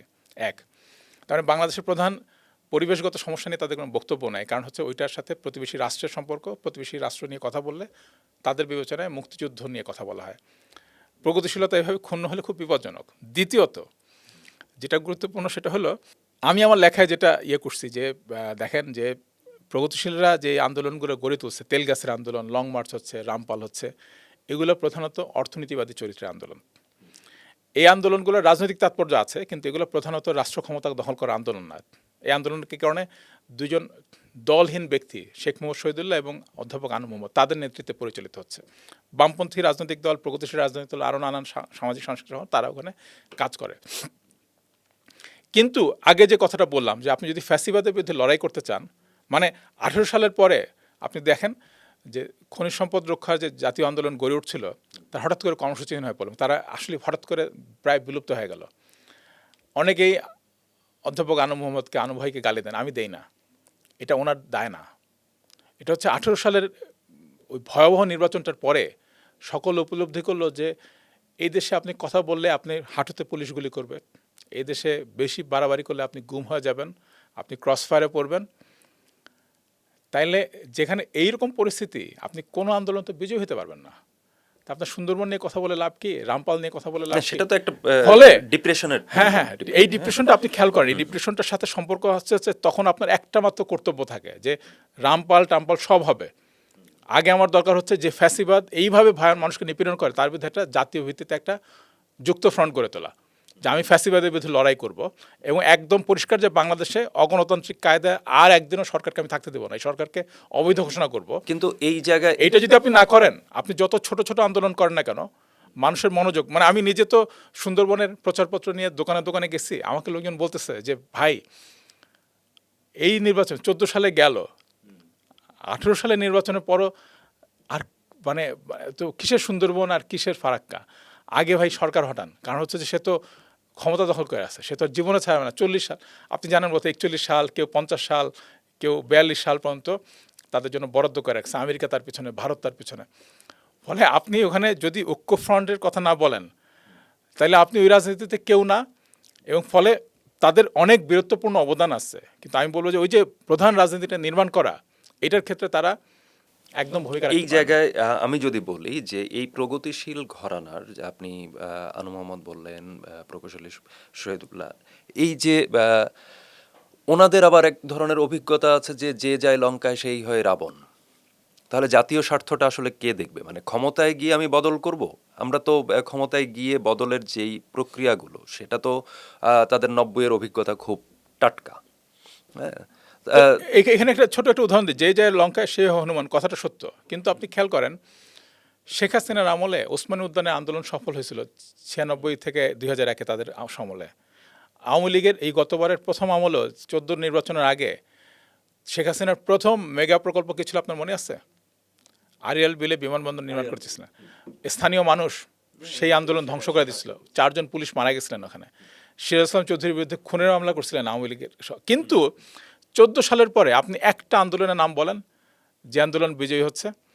তার মানে যদি নিয়মিতভাবে নির্বাচন হয়, সরকার বদলানোর থাকে, তখন সরকারগুলো ধীরে ধীরে তাদের সে একটা জবাবদিহিতার মধ্যে আসতে থাকে, রাষ্ট্রীয় প্রশাসনগুলো শক্তিশালী হতে থাকে। আমলারা টের পায় যে এই শেখ হাসিনা 18 বছর থাকবে না, তারেক রহমান 20 বছর থাকবে না, ফলে সে নিজেকেও অনেক ক্ষেত্রে সংশোধন করে। যদি নিয়মিত নির্বাচন না থাকে, বিপ্লব হলে তো আসলে অনেক বড় দ্রুত সমাধান হয়, কিন্তু নিয়মিত আপনি দেখবেন যে দুর্নীতির সূচকে ইন্দোনেশিয়া কিংবা ফিলিপাইন আগের তুলনায় একটু ভালো করছে, কারণ ওই যে নিয়মিত নির্বাচন।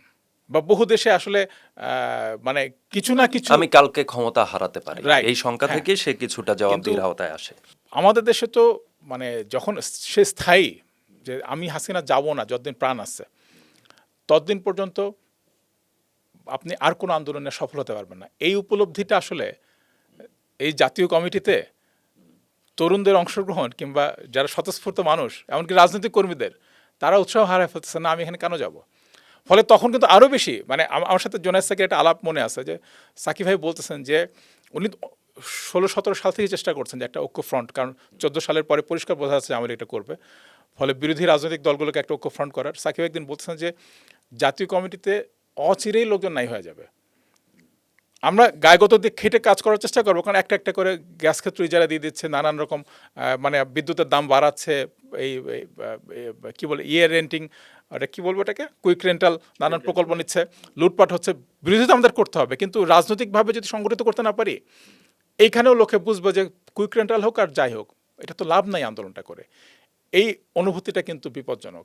কিন্তু আমি এই জায়গায় একটা প্রশ্ন যেটা করতে চাই সেটা হলো যে এই যে দ্বিধা 18-র পরের যে দ্বিধা, যে এটা হয়তো সফল হবে না, এই হবে না, এবং তারপর ওই যে এক প্ল্যাটফর্মে এলো না, নানান সংশয় থেকে সবাই এলো না এক জায়গায়, বা যুথবদ্ধ আন্দোলন, এই কাজটা হলো না, এবং সেইখানে যে আলটিমেটলি ডান বা মধ্যপন্থী হিসেবে পরিচিত যারা অন্য অপরাপর যে রাজনৈতিক দলগুলো আছে, বড় দলগুলো আছে, তারা ক্ষমতায় গেলে আলটিমেটলি এই জাতীয় স্বার্থ সংশ্লিষ্ট কাজগুলো হবে না।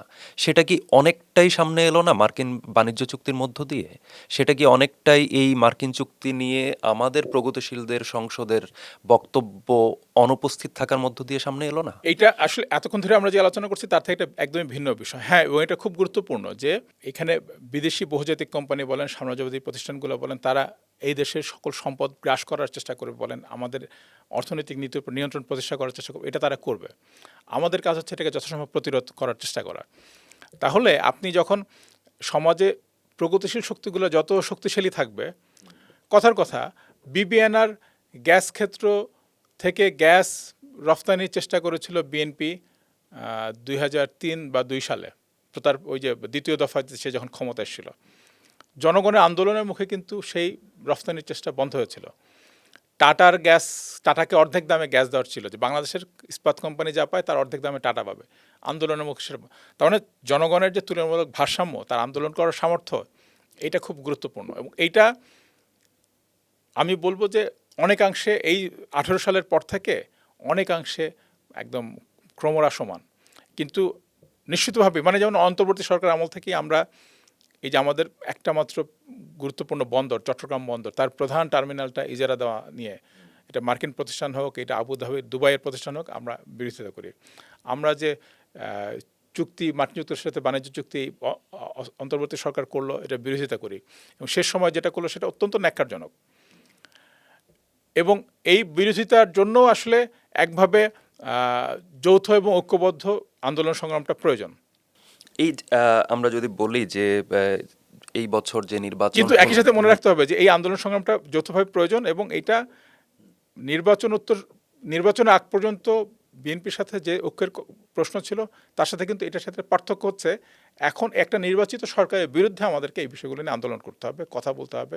সেটা আমি একদম সুনির্দিষ্টভাবে যদি আমি বলি যে মার্কিন বাণিজ্য চুক্তিটা নির্বাচনের ঠিক 2 দিন আগে সম্পন্ন হলো, এবং সেইটা বোঝা ঘাড়ে নিয়ে বিএনপি সরকার গঠন করলো, এবং বিএনপি সরকারে অন্তর্বর্তী সরকারের জাতীয় নিরাপত্তা উপদেষ্টা খলিলুর রহমান, তিনি আবার পররাষ্ট্রমন্ত্রীর দায়িত্ব পেলেন। এই ঘটনাটাকে অনেকে হচ্ছে নেগোসিয়েশন ম্যাটার হিসেবে দেখছে। এটা প্রচুর আলোচনা হয়েছে যে এই নেগোসিয়েশনের মধ্য দিয়ে আসলে বিএনপি ক্ষমতায় এসেছে, 1 নম্বর। দ্বিতীয় হচ্ছে এই বিএনপি নেগোসিয়েশনের মধ্য দিয়ে ক্ষমতায় যদি এসে থাকে, বা মার্কিন বাণিজ্য চুক্তি নিয়ে খুবই ইন্টারেস্টিংলি যে প্রশ্ন জাতীয় সংসদের অধিবেশনে সেই প্রশ্নটা রুমিন ফারহানা তুললেন, সেটা জোনায়েদ সাকি তুললেন না। যেখানে মানুষ আকাঙ্ক্ষা, যেটা জোনায়েদ সাকির আগের ভূমিকা, সেটা হচ্ছে যে উনি হয়তো এই প্রসঙ্গটা জাতীয় সংসদে তুলবেন, কিন্তু তিনি এই প্রসঙ্গটা তুললেন না। সেক্ষেত্রে কি এই যে ক্ষমতার বা হচ্ছে নির্বাচনের আগের নেগোসিয়েশনের প্রভাব, এটা রাজনৈতিক প্রথমত সমঝোতার আমি এই প্রসঙ্গ, এটা খুব সহজে উত্তর দিই। প্রথম বিষয় হচ্ছে যে এরকম কোনো নেগোসিয়েশনের কথা আমি জানি না, মানে আমরা এরকম নেগোসিয়েশন করে না, এটা জনপরিসরের আলোচনা হিসেবে ঠিক আছে, এটা আলোচনা ধরেন কথার কথা যে এই বামপন্থীদের নিয়ে একটা লেখা লিখলাম, আমার আকাঙ্ক্ষার জায়গাটা হচ্ছে যেটা যেন প্রগতিশীল রাজনীতিগুলোকে নিজেকে আত্মপর্যালোচনাতে সাহায্য করে। তাদের অনেকেই ধরেন আমি হয়তো যে মার্কিন ডলার পেয়ে এটা লিখছি এরকম কথা বলতে পারে। এটা বদরুদ্দিন ওমরের বিরুদ্ধে সিআইএর এজেন্ট ছিলেন উনি, এরকম প্রচুর কথাবার্তা প্রগতিশীল দিক থেকে গেছে। আমি বলবো যে এই জনপরিসরের বক্তব্য সত্য মিথ্যা সেটা আমি জানি না, কারণ এরকম আলোচনার কথা আমি জানি না। কিন্তু যেটা গুরুত্বপূর্ণ সেটা হচ্ছে যে একটা বিষয় হলো যে জোনায়েদ সাকি উপমন্ত্রী হিসাবে সংসদে প্রতিমন্ত্রী হিসাবে সংসদে স্বাধীনভাবে কথা বলতে পারেন না। তাকে আসলে তার নির্দিষ্ট দায়িত্বই পালন করতে হয়। এটা একজন যে কোনো সংসদ সদস্য পারেন। ফলে এইটা আকাঙ্ক্ষা করা যায়, আমিও আকাঙ্ক্ষাটা করি। আমারও ভালো লাগতো যদি সাকি ভাই এমপি থাকতেন এবং সংসদ সদস্য হিসেবে দায়িত্বটা পালন করতেন, সেটা নিশ্চয়ই খুব ভালো ব্যাপার হতো। কিন্তু তার জায়গা থেকে তিনি এটা পারেন না। ফলে ওইটা তার একটা কি বলবো এটাকে, যে একটা সাংবিধানিক কিংবা কাঠামোগত একটা সীমাবদ্ধতা। দ্বিতীয়ত, রাজনৈতিক দল হিসাবে গণসংহতি আন্দোলনে জোনায়েদ সাকি আর প্রধান পদটাতে নাই। ওই যে দল এবং রাজনৈতিক নেতা তার একটা পৃথকায়ন, এটার কঠোরভাবে গণসংহতি আন্দোলন মেনে চলে। গণসংহতি আন্দোলন সংগঠন আকারে এটা নিয়ে নিয়মিতভাবে কর্মসূচি পালন করছে। গণসংহতি আন্দোলন আশাও করে যে অন্য রাজনৈতিক দলগুলোর সাথে এটা নিয়ে সে চাপ তৈরি করা এবং রাজনৈতিক কর্মসূচি পালন করা, সেই কাজটা তারা করবে। এবং এটা খুব গুরুত্বপূর্ণ ব্যাপার যে এই বিষয়ে গণসংহতি আন্দোলনের অবস্থান খুব পরিষ্কার, যে বাংলাদেশের শিল্পনীতি বাণিজ্য নীতি স্বাধীনভাবে নির্ধারণ করতে হবে। এটা কারো চাপে, মানে ভারতের ব্যাপারে আমার যে বক্তব্য, যে ভারত বিদেশ থেকে মানুষকে উতরাতে হলে একটা মর্যাদা এবং সমমর্যাদা এবং যে পারস্পরিক লেনদেনের ভিত্তিতে এটা তৈরি হতে হবে। এটা মার্কিন যুক্তরাষ্ট্র বলেন, চীন বলেন, প্রত্যেকের বেলায় আমাদের একই কথা। আমি জানি যে প্রচুর বাংলাদেশের চাপ এখন আছে যে চীনের সাথে যে করিডোরের প্রশ্নটা সেটা নিয়ে। হ্যাঁ, আমি ব্যক্তিগতভাবে আমি মনে করি, আমি যেটা নিয়ে যতটুকুন পড়াশোনা করলাম, এইটার প্রধান দিকটা বাণিজ্যিক। কেউ কেউ এটা একটা সামরিক ইয়েও দেখছেন, যে চীনের কৌশলগত, যে চীন মালাক্কার অবরোধ এড়াতে চায়, ফলে সে বাংলাদেশ দিয়ে ঢুকতে চায়। এখান থেকে বাংলাদেশ মানে কি, যে মায়ানমার দিয়ে ঢুকতে চায়। তার কিন্তু মায়ানমার হলেই চলে তার নিরাপত্তার প্রশ্নটা। চট্টগ্রামের সাথে যদি ওই মায়ানমার হয়ে চীন পর্যন্ত ওই যোগাযোগটা তৈরি হয়, তাহলে আপনি খেয়াল করেন বার্মার সাথে বাংলাদেশের ঐতিহাসিক সম্পর্ক, বাংলাদেশের সাথে ভারতের ঐতিহাসিক সম্পর্ক, বাংলাদেশের সাথে দক্ষিণ এশীয় নানান রাষ্ট্রের ঐতিহাসিক সম্পর্ক, সেই পুরো স্থলপথটা আবার তৈরি হবে, নৌপথটা আবার তৈরি হবে। এটা বাংলাদেশের জন্য খুব গুরুত্বপূর্ণ।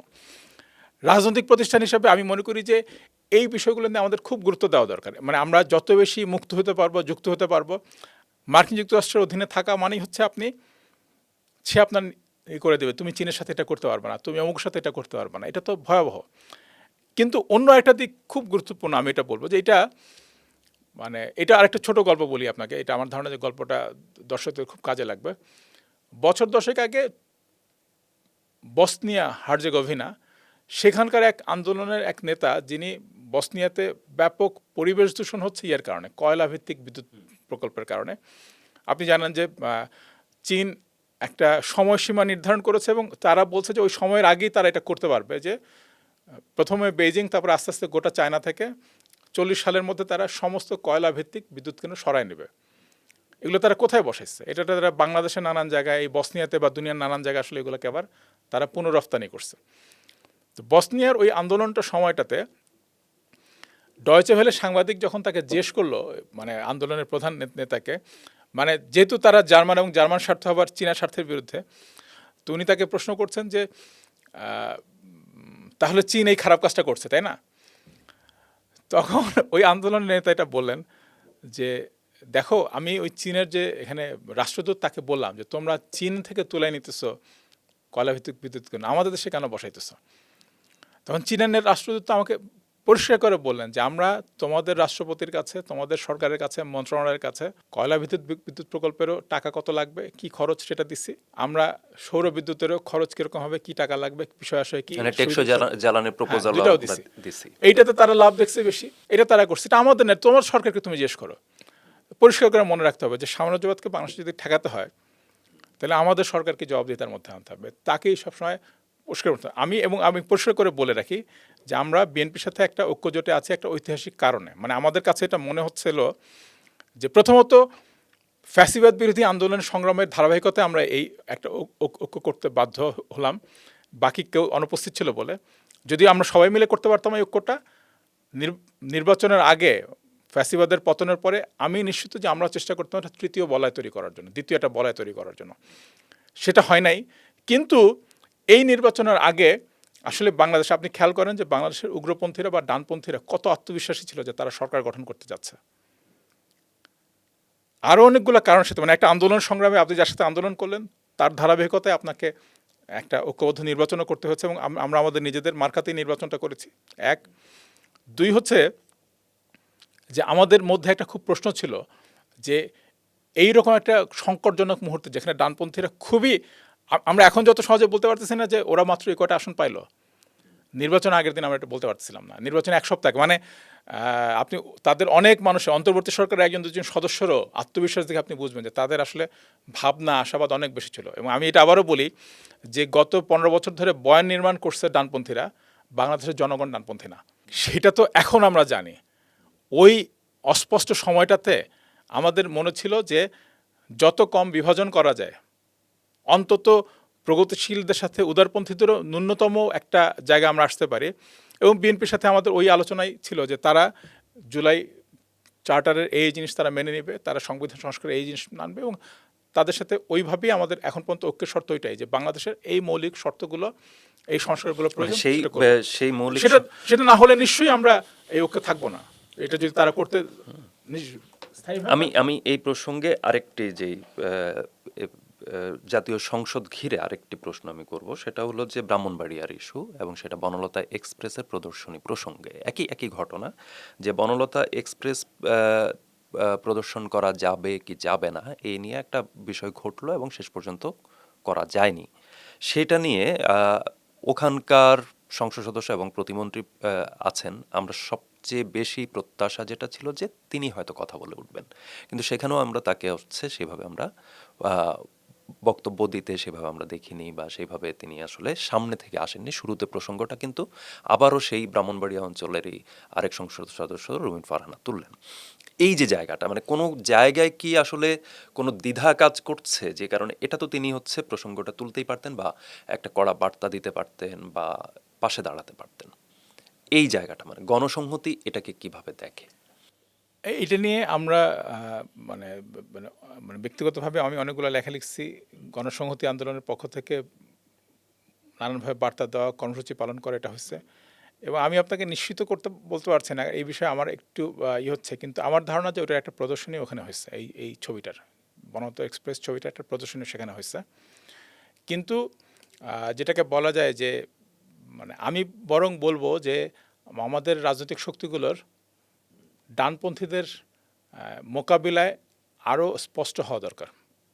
এটা হচ্ছে আমার মানে আপনি একটা জিনিস খেয়াল করেন, সেটা হচ্ছে যে রাষ্ট্রের কাছ থেকে যদি তারা বার্তা পায়, এটা আমার 2000 বলতে পারবো না, আমার পুরনো একটা লেখা এই জিনিসটা আমি ব্যবহার করছিলাম বোধহয় 2 বা 3 সালের দিকে। আমি হঠাৎ খেয়াল করলাম যে মেয়েদের ফুটবল খেলা নিয়ে 2001-2 সালের দিকে মেয়েদের ফুটবল খেলা নিয়ে 1-2-3 কোনো একটা সাল হবে, মেয়েদের ফুটবল খেলা নিয়ে সবগুলো ধর্মীয় দল একটা বিবৃতি দিচ্ছে, মেয়েদের ফুটবল খেলা হারাম, এটা এই।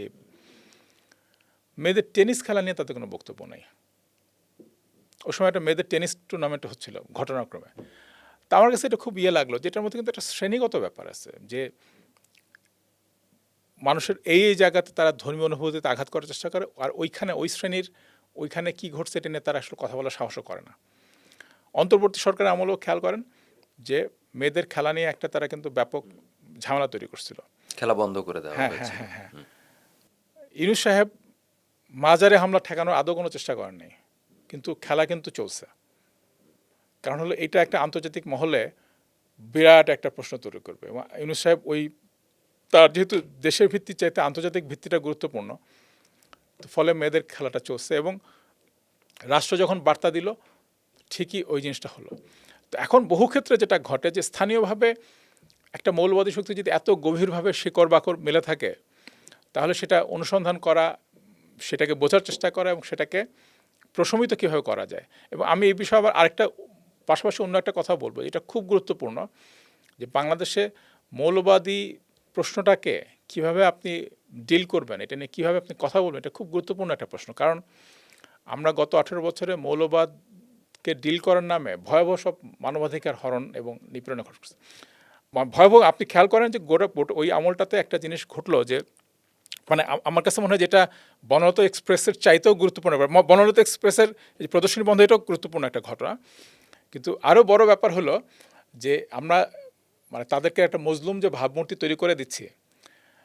আমি এরকম স্বাধীন গবেষক যারা কোনোভাবে যাদের সাথে মৌলবাদের সম্পর্ক নেই এবং অন্তর্বর্তী সরকারের পুরো আমলটাতে তারা অন্তর্বর্তী সরকারের মৌলবাদী প্রবণতাগুলোর বিরুদ্ধে যারা কথা বলছেন, এরকম গবেষক যারা বাংলাদেশের সন্ত্রাসবাদ নিয়ে কাজ করছেন, তারা কয়েকটা জিনিস দেখেছেন। এক, ক্রসফায়ারে দেওয়া, এই তরুণদের গ্রেফতার করে গুম করে দেওয়া, এটা একটা রীতিমতো প্রতিযোগিতা শুরু হয়েছিল পুলিশের নানান বিভাগ, র্যাব, এদের মধ্যে। যে যতটা করতে পারবে তার তত প্রমোশন, সে তত প্রাইম মিনিস্টার তত কাছাকাছি।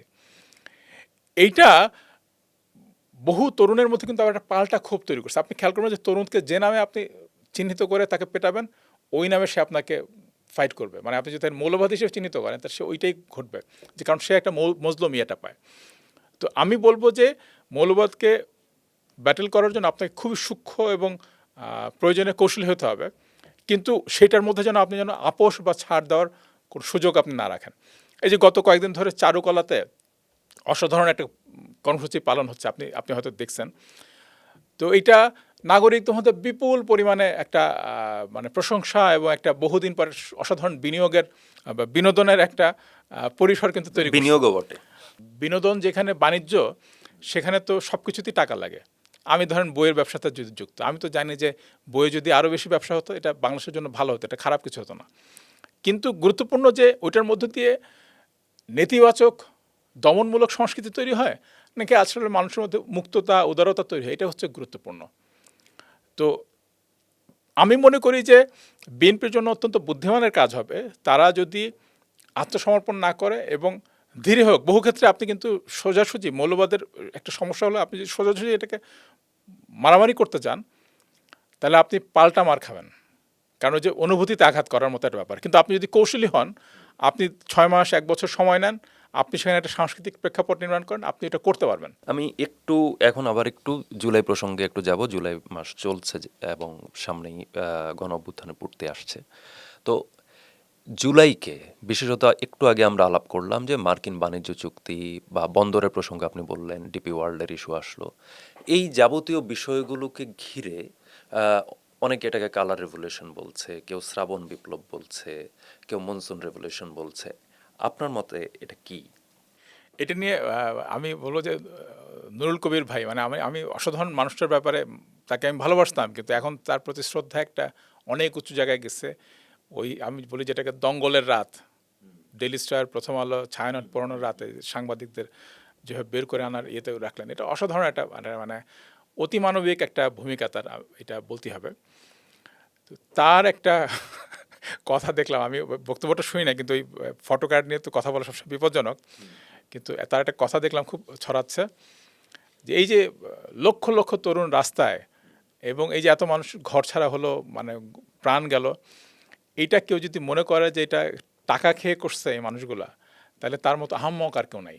আমি বলবো যে এটা আহাম্মকই যদি কেউ মনে করে যে এটা কালার রেভলিউশন, এটা উগ্রবাদী। মানে আপনি খেয়াল করেন যে শেখ হাসিনার পতনের সময়টা থেকে এই প্রচারটা শুরু হয়েছিল। আমার বহু প্রবাসী বন্ধু আমাকে লিখলো যারা অভ্যুত্থানের পক্ষে, তারা বললো যে অমুক আমেরিকান বুদ্ধিজীবী বলছেন, তমুক আমেরিকান বিশেষজ্ঞ বলছেন এটা কালার রেভলিউশন, এটা অমুক, এটা তমুক। আমি একটা সোজা একটা কথা বলি, শেখ হাসিনাকে যদি আওয়ামী লীগ ক্ষমতা দেখতে না চাইতো, মানে শেখ হাসিনাকে যদি আমেরিকানরা ক্ষমতা দেখতে না চাইতো, আপনার কি মনে আছে যে মানে অনেকগুলো আন্তর্জাতিক সংস্থা একের পর এক রিপোর্ট দেওয়ার পরে র্যাবের 4 জন 5 জন 6 জন করে কর্মকর্তাকে, এটা এমন কিছু না। আমেরিকানরা যদি মনে করে যে আমি আওয়ামী লীগকে চাই না, জাতিসংঘে তার মানে শান্তিরক্ষী বাহিনী পাঠানো এক, আর দুই হচ্ছে খালি যেসব টাকা, এই টাকা তো সব পাঠাইছে ওরা আমেরিকাতে, কানাডাতে আর আরব আমিরাতে। এরা সব আমেরিকান টাকা পয়সার নেটওয়ার্কের মধ্যে আছে। আমেরিকা যদি খালি বলে যে আমি 100 জন লোকের তালিকা বানাইছি, তাদের বিরুদ্ধে তদন্ত করব, দুর্নীতিবাজরা যে শেখ হাসিনাকে বলতে তুমি সরো, আরেকজনকে বসাচ্ছে। শেখ হাসিনার প্রধান শক্তি আপনি খেয়াল করছেন যে মাছের রাজা ইলিশ আর দেশের রাজা পুলিশ। পুলিশের বেনজির যায় বলতো যে আপা হয়েছে, এবার আপনি যান, কারণ ওরা আমার টাকা পয়সা নিয়ে টানাটানি করতেছে। সে টিকতে পারতো না। মানে আমেরিকানদের মানে এই কালার রেভলিউশন ইত্যাদি দরকার পড়ে তাদের সেসব দেশে, যেসব দেশে সব কিছু তার নিয়ন্ত্রণের বাইরে। বাংলাদেশের দুর্নীতির প্রত্যেকটা পয়সা তার মানে টাকাটা যায় কোথায়? টাকাটা যায় ইংল্যান্ডে, আমেরিকায়, কানাডায়। এক্ষেত্রে যেই উদাহরণগুলো যারা বলছে কালার রেভলিউশন, তারা যেই জায়গাগুলো, যেমন হচ্ছে কর্মসূচির নাম, কর্মসূচি ঘোষণার পদ্ধতি, হ্যাঁ, ইংরেজি নাম, এই আপনি পরিচিত নিশ্চয়ই এই আলোচনার সাথে, যে এই তাহরির স্কয়ার বা এটার সাথে মিলিয়ে এই রকম এদেরকে তো বলতে হবে যে তাহরির স্কয়ারও কালার রেভলিউশন ছিল। তাহরির স্কয়ারকে কালার রেভলিউশন যে বলে, আসলে তার আসলে আমি বলবো যে নুরুল কবির ভাই যদি আহম্মক বলে, আমি বলবো যে আসলে একটা কুপমণ্ডুক। এবং আসলে ধরেন এই যে নাম, আমি সবসময় বাংলা শব্দ, বাংলা নাম পছন্দ করি, কিন্তু আমার বয়স 50 পার হয়েছে। যার বয়স 24 বছর, যে ইন্টারনেট দেখে অভ্যস্ত ছোটবেলা থেকে, সে আমার মতোই কথার কথা যে আমি দেখি বাচ্চারা যাদের বয়স 17, 18, 19, 20 কোরীয় গান শোনে। আপনি কি আপনার 16, 17, 18 বছর বয়সে কোরীয় গান শুনছেন কোনোদিন? ওরা যে কোনো কিছুতে একটা সহজে একটা ইংরেজি নাম, আমার এটা সবসময় ভালো লাগে না। আমার মনে হয় যে আসলে এটা তো ভালো বাংলা প্রতিরোধ, অনেক সুন্দর শব্দ, ব্যারিকেডের চাইতে প্রতিরোধ আমার ভালো লাগে। আমি হলে নিশ্চয়ই প্রতিরোধ রাখতাম, কিন্তু 21 বছরের ছেলেমেয়েরা কী রাখবে এটা তো আমি জানি না। তো এইগুলো থেকে যারা এটা করে, আমি বলবো যে আপনি দুধের রঙও সাদা, চুনের রঙও সাদা, মানে সাদা দিয়ে যদি আপনি করেন যে ওকে এটা একই জিনিস, তাহলে মুশকিল। আপনাকে তো রাসায়নিক ব্যাখ্যা করতে হবে। রাজনৈতিক ঘটনার রাসায়নিক ব্যাখ্যা আসলে যে অর্থনীতি, রাজনীতির আসল ব্যাপার দিয়ে, যেটা অর্থনীতি। যে আওয়ামী লীগ ফ্যাসিবাদ কায়েম করছে কি মানে মানে কোনো একটা মতাদর্শ কায়েম করার জন্য, নাকি প্রধানত লুণ্ঠনের জন্য? প্রধানত যদি লুণ্ঠনেরই হয়, তাহলে লুণ্ঠনের টাকার প্রবাহ যেখানে যাচ্ছে তারা তো উপকৃত হচ্ছে। আপনি খেয়াল করেন যে কিছুদিন পর পর আমেরিকানরা, ইউরোপীয় ইউনিয়ন বলতো সরকারের গ্রহণযোগ্যতা নিয়ে কিছু প্রশ্ন আছে, সাথে সাথে বাংলাদেশে কোনো একটা আমেরিকান প্রকল্প বাস্তবায়িত হয়ে যেত। মানে একটা অনির্বাচিত সরকারের কাছ থেকে যা যা চায় তারা চায়। আবার যুক্তরাষ্ট্রের তো এই নিয়ে সংশয় ছিল যে বাংলাদেশ চীনের দিকে ঝুঁকে যাচ্ছে। বাংলাদেশ চীনের দিকে ঝুঁকে যাচ্ছে, এইটা এখনও এটা আমেরিকানরা থামাতে হবে না। কারণ বাংলাদেশ যে চীনের দিকে ঝুঁকে যাচ্ছে, এটা শুধু বাংলাদেশ না, গোটা দুনিয়া চীনের দিকে ঝুঁকে যাচ্ছে। এবং এটা আমেরিকানরা কোথাও থামানোর চেষ্টা করছে। আপনি খেয়াল করেন, সে সামরিক ধরনের তাৎপর্য আছে এরকম জিনিসগুলোকে থামানোর চেষ্টা করে। অর্থনৈতিক তাৎপর্য আছে, মানে গোটা দুনিয়ায় উৎপাদন বাড়বে, আমেরিকানরা মনে করে গোটা দুনিয়ায় উৎপাদন বাড়বে যত বেশি এই ধরনের যোগাযোগ বাড়বে। ফলে এইটা, এবং এটা থামানো, বাংলাদেশকে প্রয়োজনীয় টাকা দেওয়ার সামর্থ্য তো আমেরিকার বা ভারতের নাই। ফলে বাংলাদেশ যে আমেরিকার কাছে যাচ্ছে, চীনের কাছে যাচ্ছে, এটা তো ভারতও বহু ক্ষেত্রে এটা নিয়ে অস্বস্তিতে ছিল।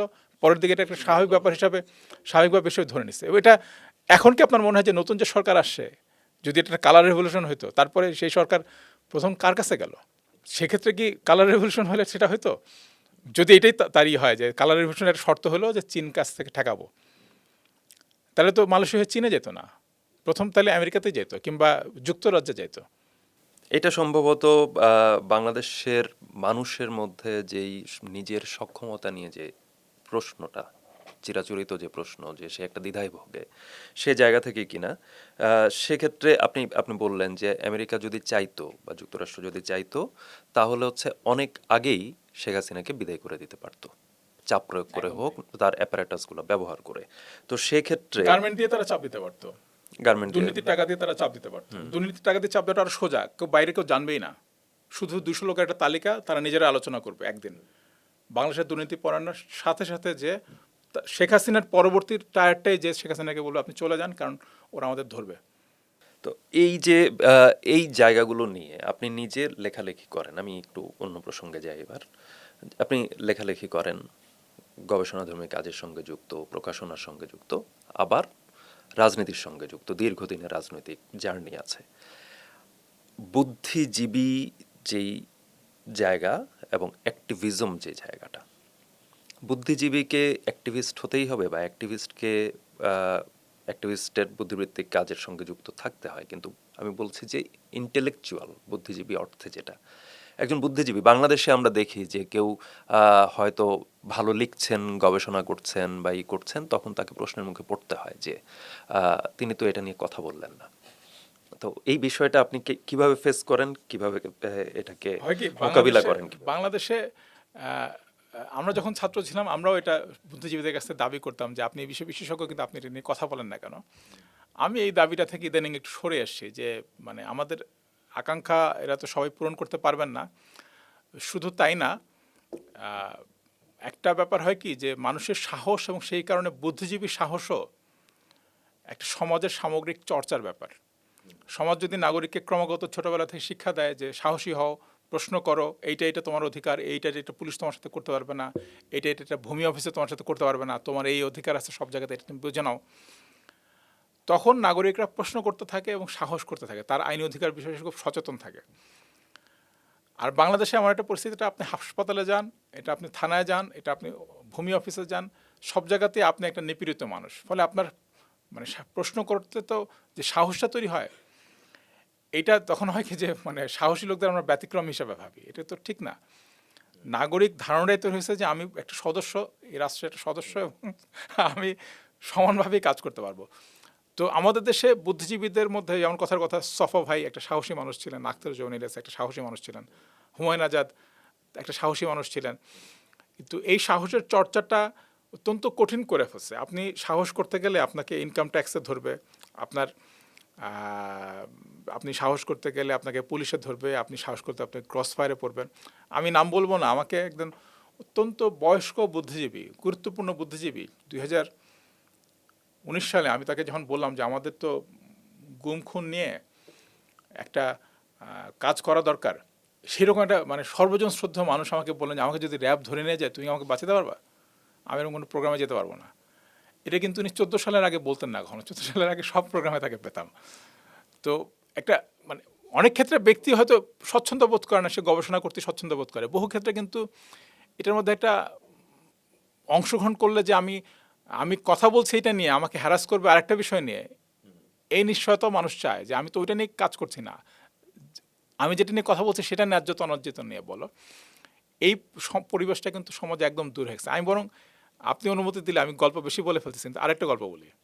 আপনি খেয়াল করবেন যে 2022 সালের পর থেকে আমি আর লিখি না, মানে মানে পত্রিকায় আগে প্রচুর লিখতাম, তারপরে লেখা প্রায় বন্ধ করে দিয়েছিলাম। আমাকে কিন্তু আবার নতুন করে কিছুটা লেখক বানাইছে গণঅভ্যুত্থানের সময় নিয়মিতভাবে ফেসবুকে লিখছি, গণঅভ্যুত্থানের পরে পত্রিকায় লিখতেছি, কিন্তু গণঅভ্যুত্থানের আগে ফেসবুকে এমনকি লেখা কমাই দিয়েছিলাম, কারণ এক ধরনের লিখে কিছু হচ্ছে না, কিছু নড়ে না, এবং শেখ হাসিনা তো সবাই তো ধরে নিচ্ছে যে থাকবে দিন পর্যন্ত, তাহলে আর কি লাভ হবে, লেখায় এমনকি সারাও কমে যাচ্ছিল।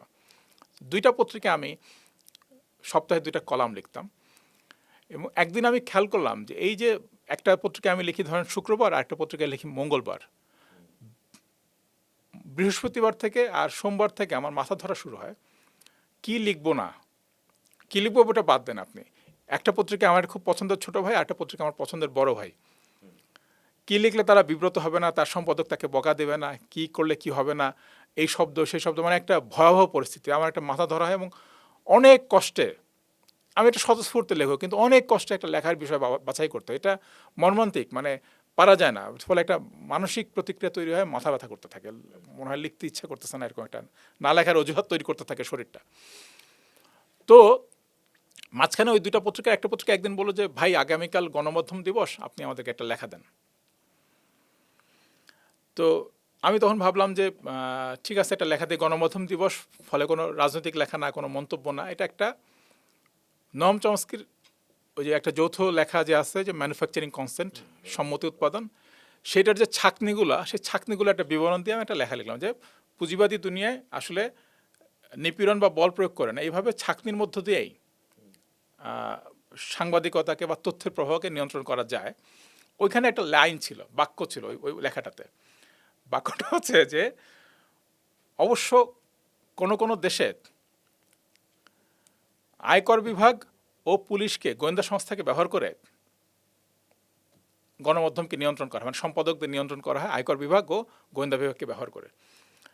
তো সন্ধ্যাবেলা আমাকে পত্রিকা থেকে ফোন করছে যে ভাইয়া আপনার লেখাটা খুব ভালো হয়েছে, এটা খুবই থিওরিটিক্যাল লেখা, কোনো সমস্যা নেই, ওই লাইনটা আমরা খালি কেটে দেবো কারণ এটাতে উপরে থেকে ফোন আসতে পারে।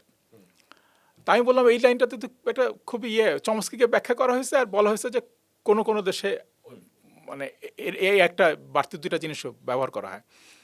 বললো না ভাই এটা আমরা কীরকম যে চাপে থাকি, গোয়েন্দা সংস্থা অমুক তমুক থেকে সারাদিন ফোন করতে থাকে, এই জন্য এটা দিচ্ছি। আমি বললাম ঠিক আছে তাহলে একটা কাজ করো, লেখাটাকে লেখো রাশিয়ার মতো দেশগুলোতে গোয়েন্দা সংস্থা ও আয়কর বিভাগকে ব্যবহার করে সম্পাদকদের নিয়ন্ত্রণ করা হয়। বলে হ্যাঁ এটা ভালো সমাধান।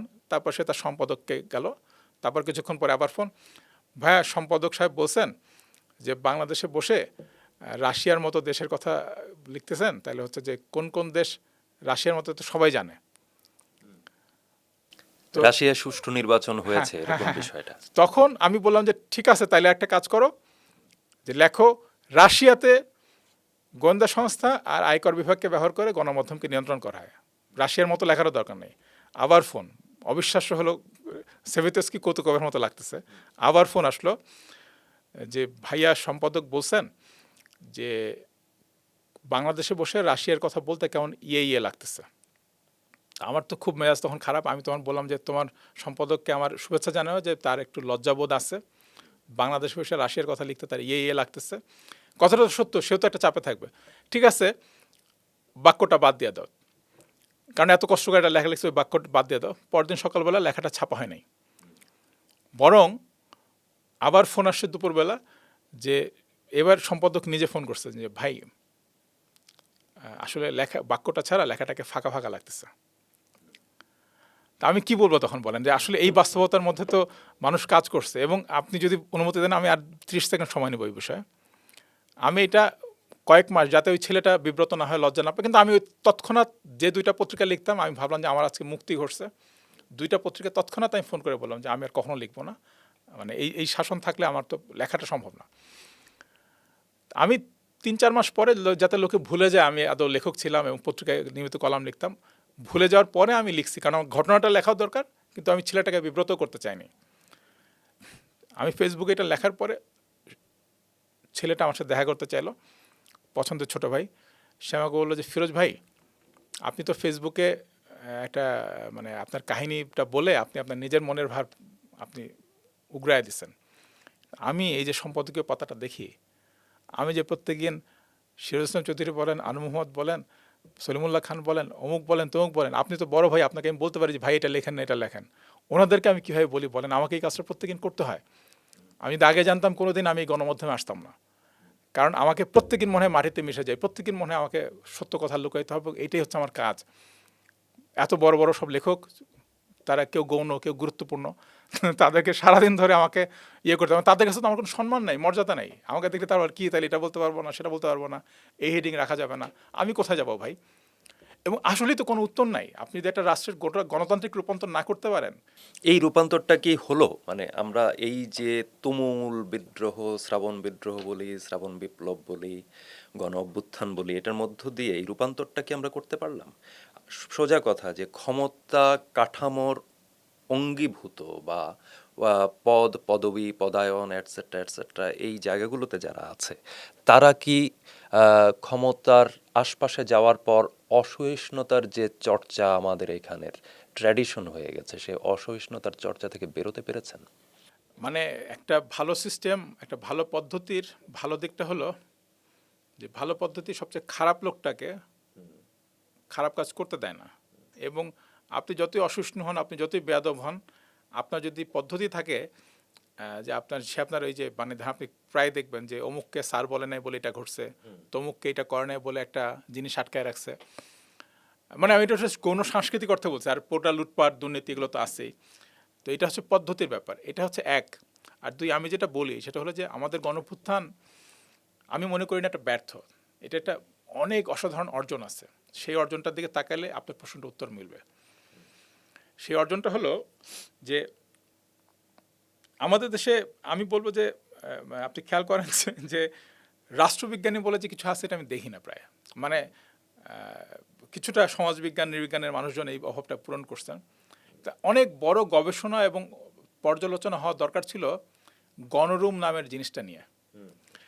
গণরুমটাকে আমি শুধু গণরুম হিসাবে দেখি না, যেটা একটা নিপীড়নের কেন্দ্র, ছাত্রলীগ এই করতো, ছাত্রলীগ করতো। আমি বলবো যে আওয়ামী লীগের যে ফ্যাসিবাদ ছিল, তার নিপীড়নের তৃণমূল পর্যায়ের ক্ষোভটা ছিল গণরুম, এবং এই গণরুমটাকে কেন্দ্র করে সে গোটা দেশের শিক্ষার্থীদেরকে নিয়ন্ত্রণ করতো, শিক্ষাঙ্গনগুলোকে নিয়ন্ত্রণ করতো, শিক্ষা প্রতিষ্ঠান তার হাতে ছিল। এবং এই গণরুমের কাঠামো ভেঙে পড়ছিল এই জুলাইয়ের এই সময়টাতেই, 17-18 তারিখের দিকেই ছাত্রলীগকে ক্যাম্পাস থেকে উচ্ছেদ করছিল সাধারণ ছাত্ররা, এবং এরপরে আওয়ামী লীগের পক্ষে ফিরে আসাটা অসম্ভব হয়ে পড়ছে। আমি বলবো যে গণঅভ্যুত্থান এই কাজটা করছে, যে গণরুমটাকে উচ্ছেদ করছে। এটা শুধু আওয়ামী লীগের নিপীড়নের একটা কাঠামো উচ্ছেদ না, এটা তার শাসন ব্যবস্থার তৃণমূলটাকে নাই করে দেওয়া। ফলে এইটা ফিরে না আনে কারো পক্ষে আবার আগের মতো স্বৈরতন্ত্রী কিংবা ফ্যাসিবাদী হওয়াটা খুব কঠিন। আমি যদি ব্যক্তিগতভাবে মনে করি যে এটা আসলে আমার মত না, এটা বদরুদ্দিন আমার মত, বাংলাদেশের দুইটা রাজনৈতিক ধারার মধ্যে খুব প্রবল ফ্যাসিবাদী প্রবণতা আছে। একটা হচ্ছে আওয়ামী লীগ, একটা হচ্ছে জামাত ইসলামী, একটা জাতীয়তাবাদী ফ্যাসিবাদ, একটা হচ্ছে ধর্মীয় ফ্যাসিবাদ। বিএনপি মানে জনগণের বিরোধী ক্ষমতা যদি দুর্বল হয়, বিএনপি বড়জোর স্বৈরতন্ত্রী হতে হবে, তার কোনো ফ্যাসিস্ট মতাদর্শ নাই। সে সবচেয়ে খারাপ অবস্থায় সে স্বৈরতন্ত্রী হতে পারে, কিন্তু সেই স্বৈরতন্ত্রী হওয়াটা তার পক্ষে অনেক কঠিন হয়ে যাবে যদি এই গণরুম, গেস্ট রুম এইটা ফেরত সে আনতে না পারে। এবং আমার ধারণা খুব সহজ হবে না ব্যাপারটা, বা সে চায় কিনা এটা আমার মনে হয় না। এখন আপনি একটা জিনিস চিন্তা করেন যে 24-এর গণঅভ্যুত্থান একটা জিনিস প্রমাণ করছে, যে বাংলাদেশের তরুণদেরকে বাংলাদেশের রাষ্ট্র ক্ষমতার ধারণ করে রাখতে পারতেছে না।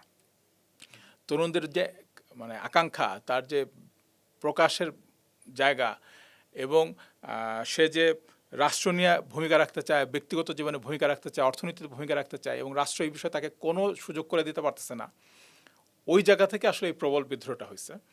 এবং আমি বলবো যে 69 সাল অনেক বিশাল একটা প্রশ্ন তৈরি করছিল, সেটা সমাধান হয়নি বলে 71-এ একটা যুদ্ধ হইতে হয়েছে, মুক্তিযুদ্ধ হয়েছে। 69 সাল যে অমীমাংসিত ছিল, তার ফল 24-এ তরুণরা যে প্রশ্নগুলো করছে, এবং 24-এ যে তরুণদেরকে কাঠামোটা ইতিবাচক অর্থে, নেতিবাচক অর্থে ধারণ করতে কিংবা দমন করতে, দুইটাতেই ব্যর্থ হয়েছে।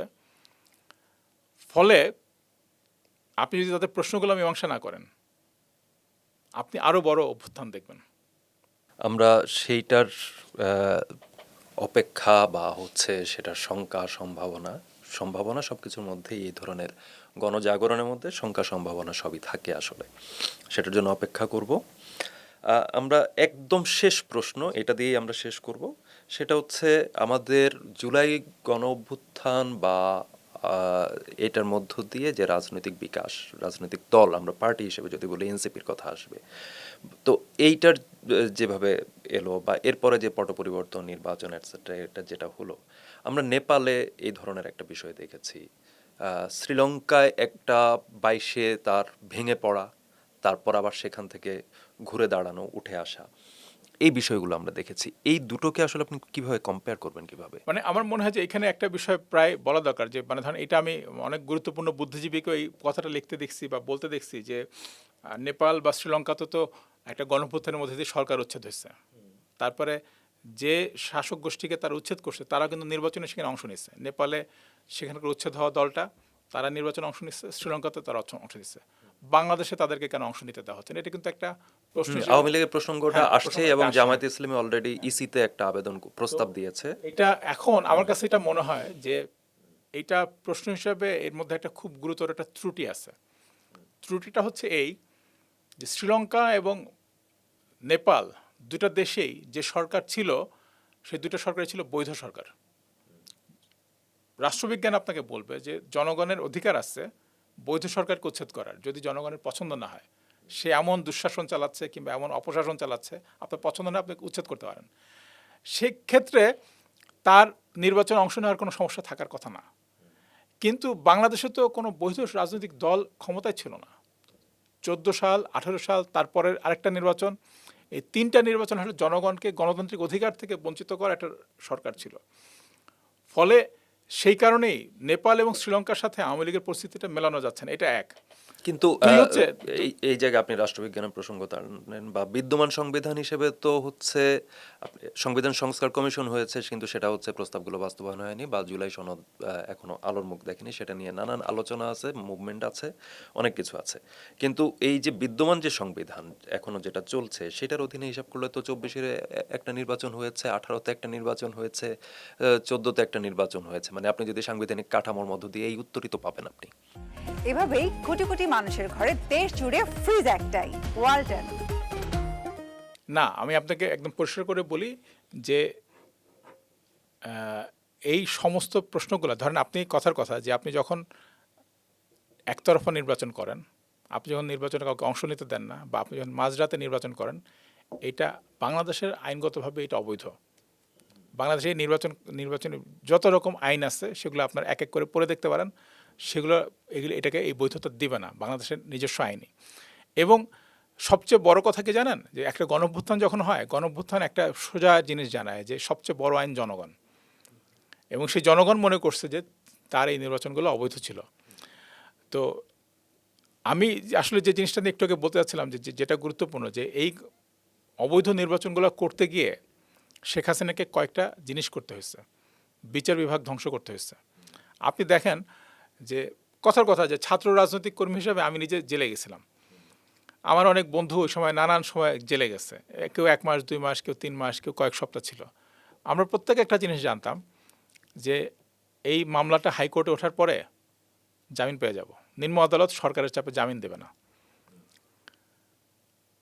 গত 10 বছরে বাংলাদেশে নিম্ন আদালত বাদ দেন, উচ্চ আদালত জামিন দেওয়া বন্ধ করছিল। একটা ঘটনায়, খাদিজার যে ঘটনাটা খুব বিখ্যাত এবং খুব করুণ, মেয়েটার বয়স তখন 18 পূর্ণ হয়নি, জগন্নাথ বিশ্ববিদ্যালয়ের ছাত্র, একটা টক শো করার দায়ে তাকে গ্রেফতার করা হয়েছিল। বছর খানেকের পরে জেলে থাকার পরও তার একটা শিক্ষাবর্ষ ধ্বংস হয়ে গেছে। হাইকোর্ট তাকে জামিন দিছে, সুপ্রিম কোর্টে জামিন বাতিল করছে। মানে এটা কিন্তু বিচার বিভাগ ধ্বংস হয়ে যাওয়ার, মানে এর চেয়ে ভয়াবহ উদাহরণ আর হইতে পারে না।